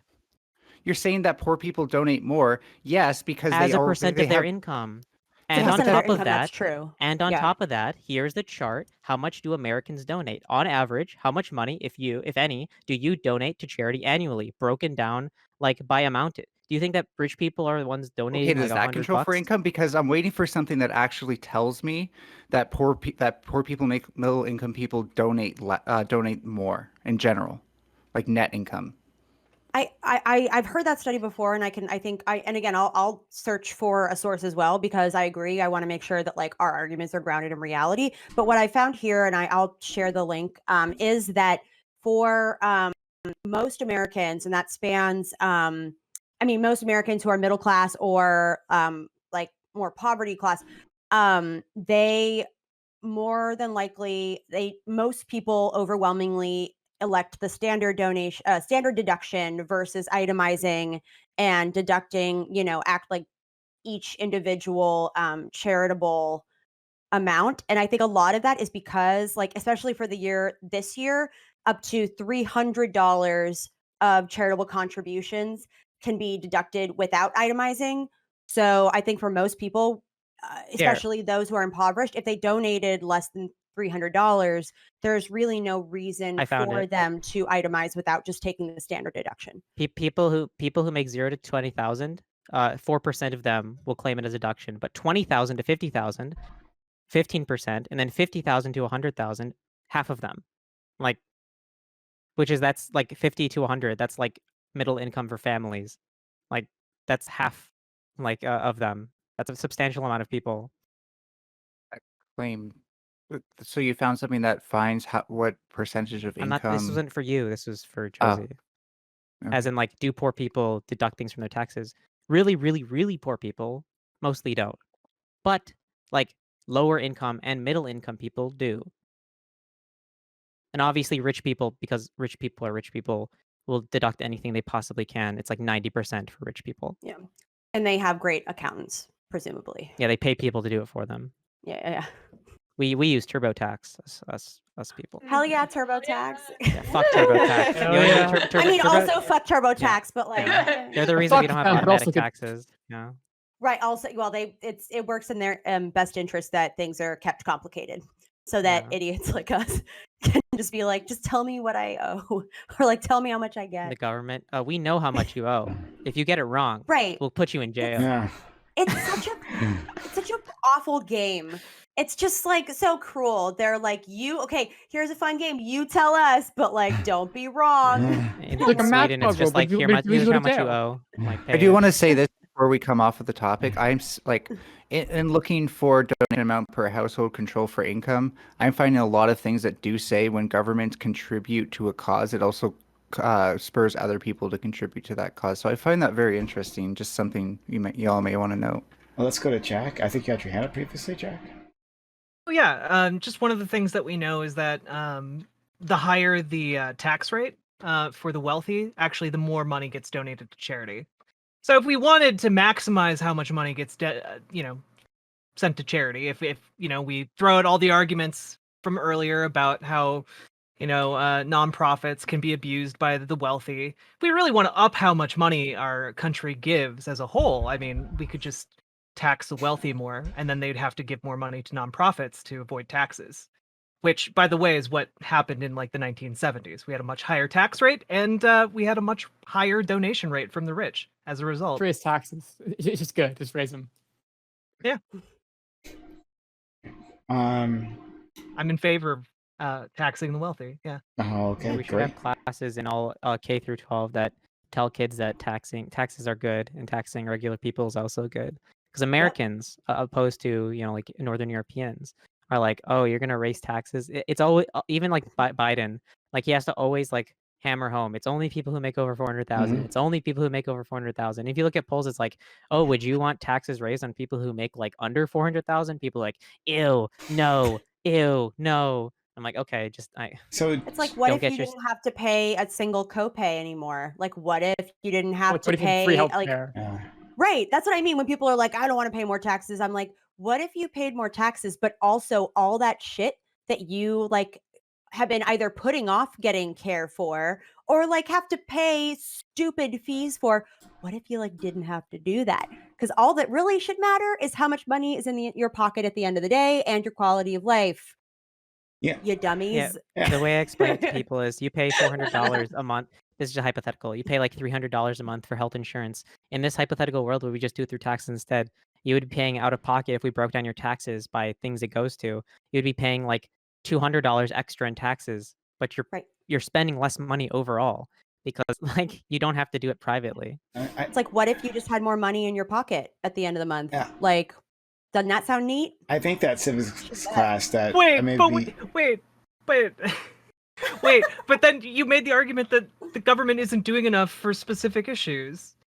So, like, if you have a fringe disease and the government isn't Healthcare taking is- care of you, like, what? It doesn't matter how fringe your disease is. In the Yeah, if you go to exactly. universal So healthcare- we should wait. just get rid of the charitable deductions, Well, so that's we why can pay more earlier in I talked about. taxes. You know, there are non-medical charities, right? Yeah, obviously. Okay, yeah. So I don't think so. discussion over. So, like, in like a universal healthcare system, it doesn't matter how niche your problem is. If you're sick, you're getting taken care of. I think Well, we I know in might have. Canada, actually, they rely on a lot of charitable organizations for the really rare diseases. They I studied under a professor who was like one of the chair members of like the rare disease organization, like the big one, and it's you can't access healthcare for some of these diseases. Like it's, or if you do, it's exorbitantly expensive, even here in Canada, where our healthcare, some of it's covered. So like, it's, you know, that there are some conditions that rely on charitable organizations. I'd love if we could fund our healthcare system so that they could do the research into all of these, but it's a far stretch. Okay, so I just want to say I didn't get an opportunity to do the deep level research on these papers that I'm trying to look at, which are basically like nonprofit, like charity watchdogs. But what I am trying to just note here is that when we take a look at this, even if there weren't taxes like being deducted for people, they would still give to charity. People like giving. So like it's like you want to give to your local church, or you want to give to your local community center, you want to give to your local like kid school program.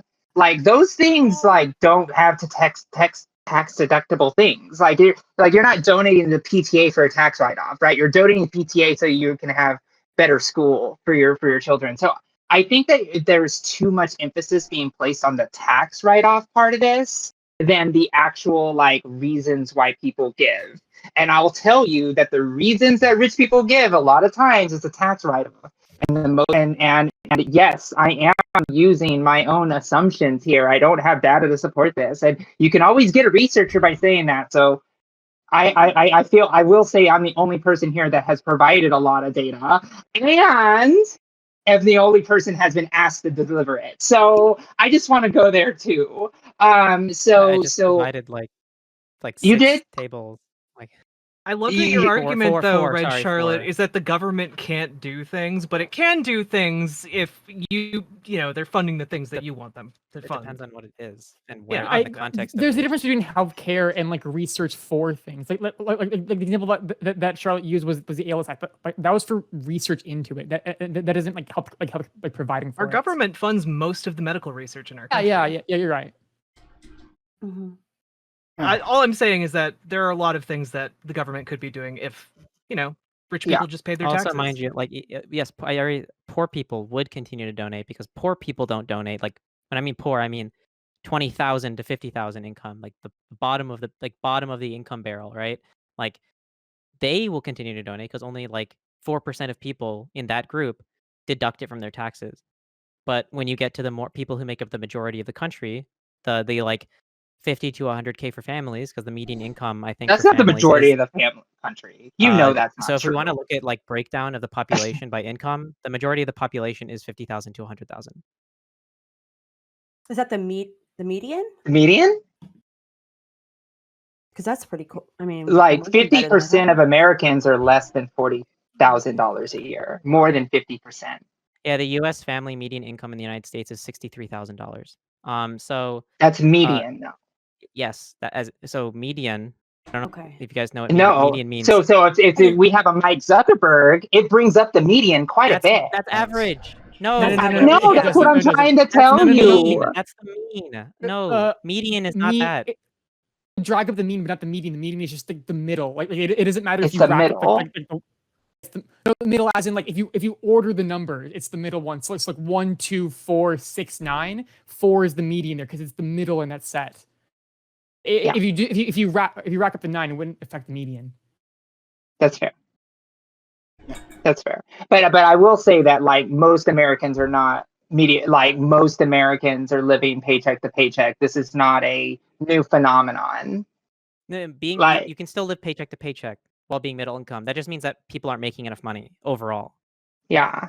I mean, and the cost of living is inflated and like artificially inflated, and they're being gouged. But yes, that's fair. But I will say that I have given money to people in need without wanting anything in return. Like I just, I'll give, if I have $1 in my pocket, like a loose dollar in my pocket, and I see a homeless person, I'll give it to them. Right? Like I'm not writing it down in my little ledger dollar back from the government. Right? So it's just I just think most people are more generally like that. Oh, save the whale, sure, I'll give you $20. Like, you know what I mean? That's how most people do it. And like the rich are completely taking advantage of the system and are using marginalized people's charity donations as a shield. Oh, we can't take away deductions because we might make the poor person that's 4% of the population their donations and their stuff. So I think that's really what the real question is here. But go ahead, Ninetales. Thank you. People with lower income are also a lot closer to the charities that they donate to, I'm guessing. And they probably can't rely on rich people or even people of like higher incomes to donate. So I'm pretty sure a lot of these people feel like they have to donate out of necessity, if anything, at least until someone like Bill Gates realizes that they could get a good PR boost from donating to it. Yeah. Really Also, great keep in point. mind that donating to someone's church is also considered a charitable donation. So, in a lot of areas of the country, like that takes it's not like they're donating to like the ASPCA or something else. They're donating to the church, and I know especially for those who are. I mean, there are certain faiths where it's a requirement to donate like a certain amount of your total income. I know the Mormon Church, it's like that, and I think there are some other ones that are like that. But yeah, even that's tax deductible, which is insane. Yeah, I'm kind of mixed on the like religious part because the big thing is like I don't like that it's tax deductible. It probably shouldn't be, honestly. But the thing is like I think most small not mega churches obviously fuck those things. Yeah. But like even though I'm anti-theist, how would people react if like their church is shutting down? Because like churches pretty much only exist in like towns, like small, like regular towns, not in cities and like big places and mega churches. They only survive because they're donated to. They don't have an income or whatever. Like they don't make money. Yeah. So it really depends on like which religion you're talking about and which sect, because obviously if we're speaking about Christianity, there's a whole bunch of Christian sects that are very coercive and exploitative of their members in giving them money.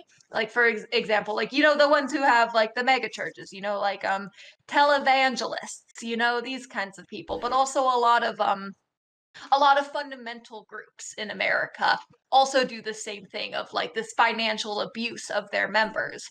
And that money, like these like religious organizations that get so much money in, that money is going straight to the people at the top. It's not being used to bolster the church it is in the sense of it's bolstering like the people at the top of the church, but like that's why you see like they have such expensive things and they are not putting that money back into like the church or the community. But I do see what you were saying, Charlotte, about like these small churches, like how a lot of running it is just from donations. But there are other ways that churches run themselves, such as like by running thrift stores. That's a really popular one. I mean like bake sales, but like to be as as grassroots as can be. But I don't think that that they should be relying on the charitable donations from Oh yeah, no, I their probably agree. Yeah. yeah. I want to push back Yeah. actually on that a bit. I think they do give back, but probably not in like a direct financial way. Like as someone who's been, and this is just like personal experience, and I Mhm. realize that like this isn't data, but like as someone who has been homeless and stuff like that, it was often church groups who were providing the meals and stuff like that. Not ideal. We obviously need more secular type of societies and stuff like that providing that stuff. I think left-wing organizations should be able to get not tax exempt status, but like the ability to receive donations as like an official thing more easily. It seems like they get a lot of shit from here in Canada. It's the CRA, the Canadian Revenue Association, that goes after them, and so I do think that they do give back. Now, I think that they use that to siphon more money out of people. Could be like, oh, look at all we're doing. Now give us more. Oh We, yeah, you we, know the Salvation we Army need loves this. that one. We need this Salvation RV. Army, yeah. We need this brand new RV to give sandwiches out of. Which, to be fair, an RV on a rainy day is a great place to eat sandwiches. So it's not that I Oh, don't yeah. appreciate that. So, okay. So there's you guys, you have all said some really interesting things. I like that point previously about like a civics class for taxes, right? To teach. I think the point about Pro-tax propaganda. Let's go. yeah, but just to teach people how to like where their tax money goes, right? And that's good at all kinds of level. One, to appreciate what it does for you, and then two, to get angry at too, like where it goes. But one or the other, if it gets you involved like civically, then that's great. So I think that's actually quite amazing. And I feel like there are a lot of people who complain about taxes, but then when the city isn't filling in a pothole outside their house, like, well, what the hell? It's like, Yeah, that's why I think were we on, was it on the open panel when we were talking about this, or it was like we should have like mandatory civics classes where it isn't just like, oh yeah, we were talking about it, where it was like participate in your local politics, right? If that pothole is there, right? Show up to your city council meeting with all your friends and yell at your fucking city council, right? Like tell them like fix this fucking hole, dipshit, right? Like all that stuff. Just spray paint a swastika on it. It'll get fixed in a heartbeat. okay. Wasn't there like a TV show about that where they're like, that's how they got things fixed around their city, is they just were like, if you just put something that like could be Heinous, interpreted yeah. as hate speech, yeah, like, or like a penis, then all of a sudden like the city would be like, oh, maybe we should like fix that, and then that's how they got things fixed. Oh wow. Okay. Well, fine. Oh. I mean, like, All right. Well, that's one way of doing things. sorry, I'm kidding. In Minecraft, etc. No. Yeah, I thought it was interesting. Talk about taxation. And it's. I think the culture within at least the states. I can't speak for Canada. But like the culture within the states, like has to change around that. But I think part of it is just people don't know where it's going, don't know, have like the vaguest idea of like what it does within the government, right? And just get a lot of messages saying that taxes are bad, and that like you'll have like tax and spend Democrats, right? And it's like I think some people might actually be imagining a literal toilet that their money goes down, right? Just like a sucking sound somewhere that is the government, where it disappears and never to be seen again, rather as to what it actually is done. And I think if people had a better idea of where the taxes went, they'd be more excited. Well, not more excited, but like they'd be more grateful about like what the government does, and then more angry also, because then there's lots of other things they want their money to be invested in. Okay. This has been really great. To my audience, we are going to roll on to our open walk-on panel. It's happening right after this. No need to go away. I'm going to give these amazing individuals an outro, but we're going to have another panel filled with other people right after this. Content does not end. The stream's not over. The stream's not over. Oh God, the stream's not over. So stick around, please. All right. First, we will give an outro to Ninetales. Ninetales, thanks for stopping by once again and participating and doing all this stuff. You've been participating a lot, like with our prime time around. We would definitely appreciate every time you stop by. For sure. Thank you for having me. It's always a fun time. I was super tired tonight, so I didn't say a whole bunch. Plus, a lot of other people had it covered. I'm Ninetails Cosmic Fox. You can follow me on Twitch TV/Ninetails Cosmic Fox. I pretty much bored the crap out of everyone who came by playing a lot of Tetris. But I'm going to get into some new games and stuff like that for y'all to watch, because when I'm on these panels, I got to do something for you guys to see. I don't know. I don't like just staring at the panels all day. You guys are lovely and beautiful, but like, come on. I also have a Twitter. I actually can post it in the chat now because I set it up for that, and it's twitter.com/m9scarlet. I should just say at m9scarlet. That's what all the kids are doing. And yeah, anything else I do, video essays or weird debates and stuff like that, will be on there. And definitely every time I stream, which I'm hoping will be at some point a daily occurrence at like in the morning time to fill some of that gap. But I might also fill the weekend gap, so we'll see.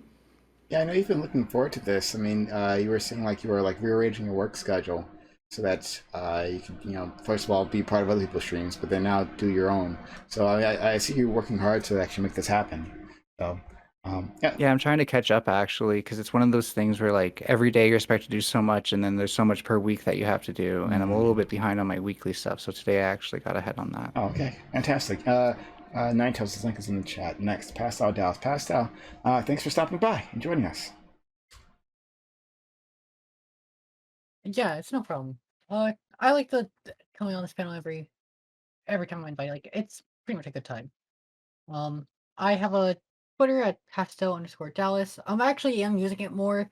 I mostly just use it for whenever I see like a take on Twitter that I generally disagree with. So sometimes there are rants on there. So like, don't just read too much. That's for. And on my stream, I've been streaming more. We're playing some games. I've been playing the political process. If anyone knows how to play this game and like actually win elections in this game, please let me know, because I am not good at it. I play a What couple fighting game? games. A political process. I've never heard of that. I played Democracy 4. See, like there's so many political games, and I didn't know which one to get, but this one allows you to run and then also do policy, so it was like a good mix. It was apparently a good entry political game. I have a Discord you can join. Just come to my chat, !Discord. You can join it and hang out. And then yeah, I'm playing a couple fighting games. If you want to see me lose and then get really mad that I'm losing in a game I just started playing, like come and join that, because it's really good content. But yeah, that's everything I do. So much. Oh, make sure to vote on your local municipalities. Everyone do that. It's super important, and it's like really easy to do. Just literally just like search up your county, or if you're in Louisiana, whatever they call it down there. Because apparently they're not counties in Louisiana, because they're like branch parish. related. Yeah, parish. If you're from Louisiana, your state's weird. I'm sorry. Yeah, put your parish or county in Google and like, who are my local representatives? When are my elections coming up? And then go out and actually vote in them, okay? Other than that, thanks for having me on, Prime. Thanks. And nice talking to everyone in chat. Thanks so much. Okay, I won't follow up the Louisiana crack. I feel like I'll get in trouble. All right. Next, Josie, thank you for coming back.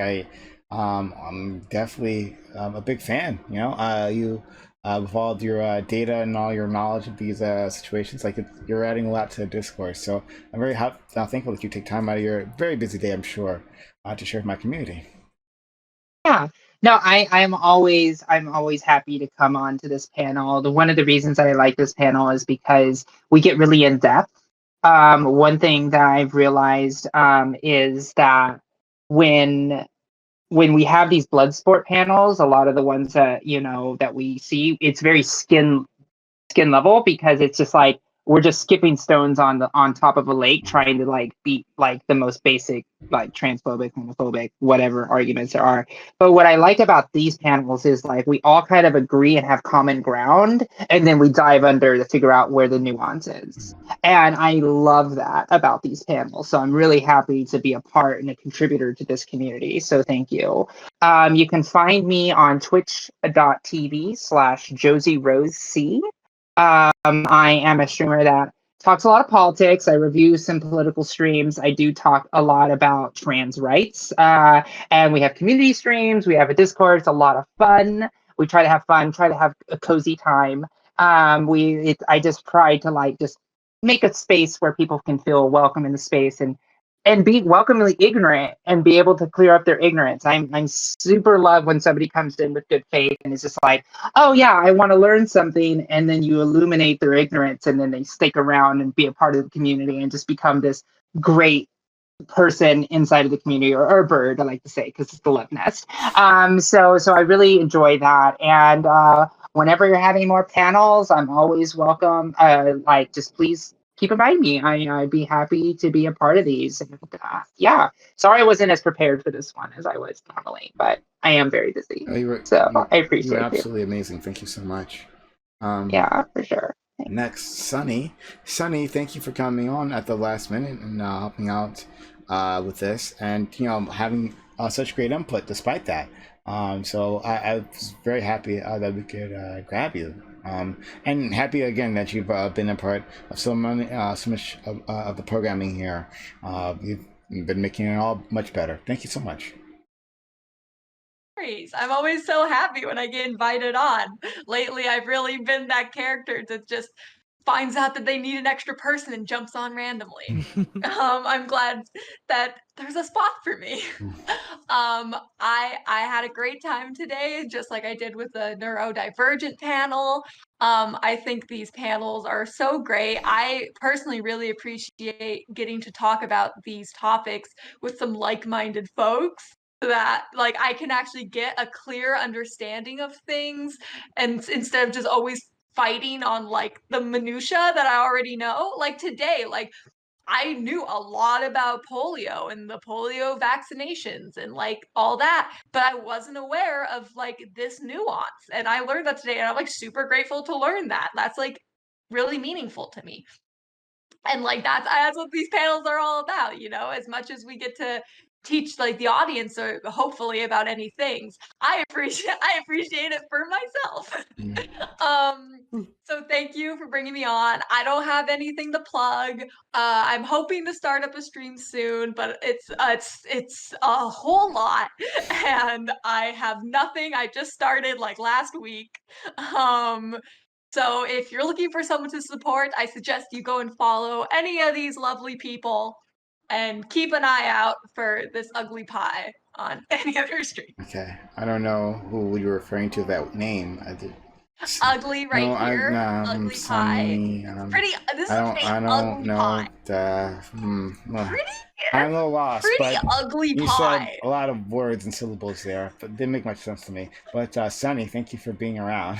I appreciate you as always. All right, Jack, you're back. My life is better for it. I am. Jack, seriously, always so much fun to have you around, especially when you get like super engaged. It's always a really good time. And I always appreciate your the perspective that you bring to all of this. So, Jack, please. Yeah, if you like socialism, if you like lefty stuff, I have a Twitch stream where I talk about politics and decommodification and workers engaging in democracy in their workplace, and I'm super excited to talk about that all the time. So check me out over at twitch.tv/riverboatjack. And also, Sunny, you are so goddamn delightful. Just aggressively delightful. I appreciate you. And yeah, I'm playing through the Mass Effect games right now, so nope, not so much politics, but this was nice. Oh, agreed. And Sunny is like ridiculously lovely, and I can't stand it. God damn it, right? Of course, your name is takes Sunny, because you're like a ray of sunshine. It's not my real name. It's not my real name. Well, thank I you. don't know, it might as well be. It should be, because my God, like, oh. Yeah, your parents missed a real So opportunity lovely. there. But Right, they missed the mark. But seriously, thank you so much. I told you, everyone loves you, so we're happy to have you around. I'm glad I didn't mention this, but I'm glad I got to show off my new hair on stream. Oh yeah, it looks good. It's nice. Wow, no roots. She's a real blonde. Okay. Next, Maddie Cakes. Maddie Cakes, another person who like always like super excited. Like, oh no, but Maddie's gonna be around. Right? Like, paddle is gonna be a lot more fun, a lot more exciting. A lot more jokes are gonna happen. We're gonna drop to the panel, and I'm gonna be laughing more. So, thank you, Maddie, for joining in and being part of all this. Thanks for having me. This was great. And the discussion was awesome. I learned a lot. I mean, I too learned about the polio vaccine, about I now have like all these studies that I get to dive into about charitable giving and things that I did not know about. And I didn't even know that I didn't know about all this stuff. And now I get to like be intellectually curious. So I really do love being on this panel, and any Prime panel in particular, because like they're all just so fun. And yeah, I try to lighten the mood every so often, because especially when we're talking about serious subjects or things that people are emotionally engaged in, it can be nice to sort of ease the tension a bit. Um, and yeah, I'm Maddie Cakes. I stream about politics and economics. I've started playing a few more games. Although people don't seem to really care when I like play games. I don't really get that many viewers. They're like, we don't want to see you play League of Legends, Madeline. So Wait, do you play that's okay. League of Legends? I do, but I play more Wild Rift than I do League. It's because it's a little bit less. It's not as much. Mhm. But yeah, people don't seem as interested. That's okay. And yeah, I'm also on Twitter as Mads Maru. That's MADSMARU. I tweet a lot. I'm on Instagram as well, and yeah, you'll probably see me on panels frequently. Thank you again for having me. Everyone here was so great. And I learned so freaking much. Thanks. I feel like I should take notes. Thanks again. I didn't know your name was Madeline. It's a very pretty name. I've always liked that name. Thank you. It's because I'm French and it's spelled the French way with 3 E's. Madeleine. Okay. So, yes, very Just like good. the girl from the cartoon. No, she spells it with 2 E's. She's a fucking liar. What a But poser. she's French, right? She's supposed to be French, but she spells it like Madeline. She spells it the English way, the real way. Cancelled. Madeline with 3 Cancelled. E's. All right. Well, all right, sure. But Maddie, seriously, it was so great having you around. And like, don't be surprised about that whole the thing with the gaming. That's how it always works. Unless you're a pro player, you know, people want to like get to know you just chatting. Right? And the moment you actually play a game, like it'll drop.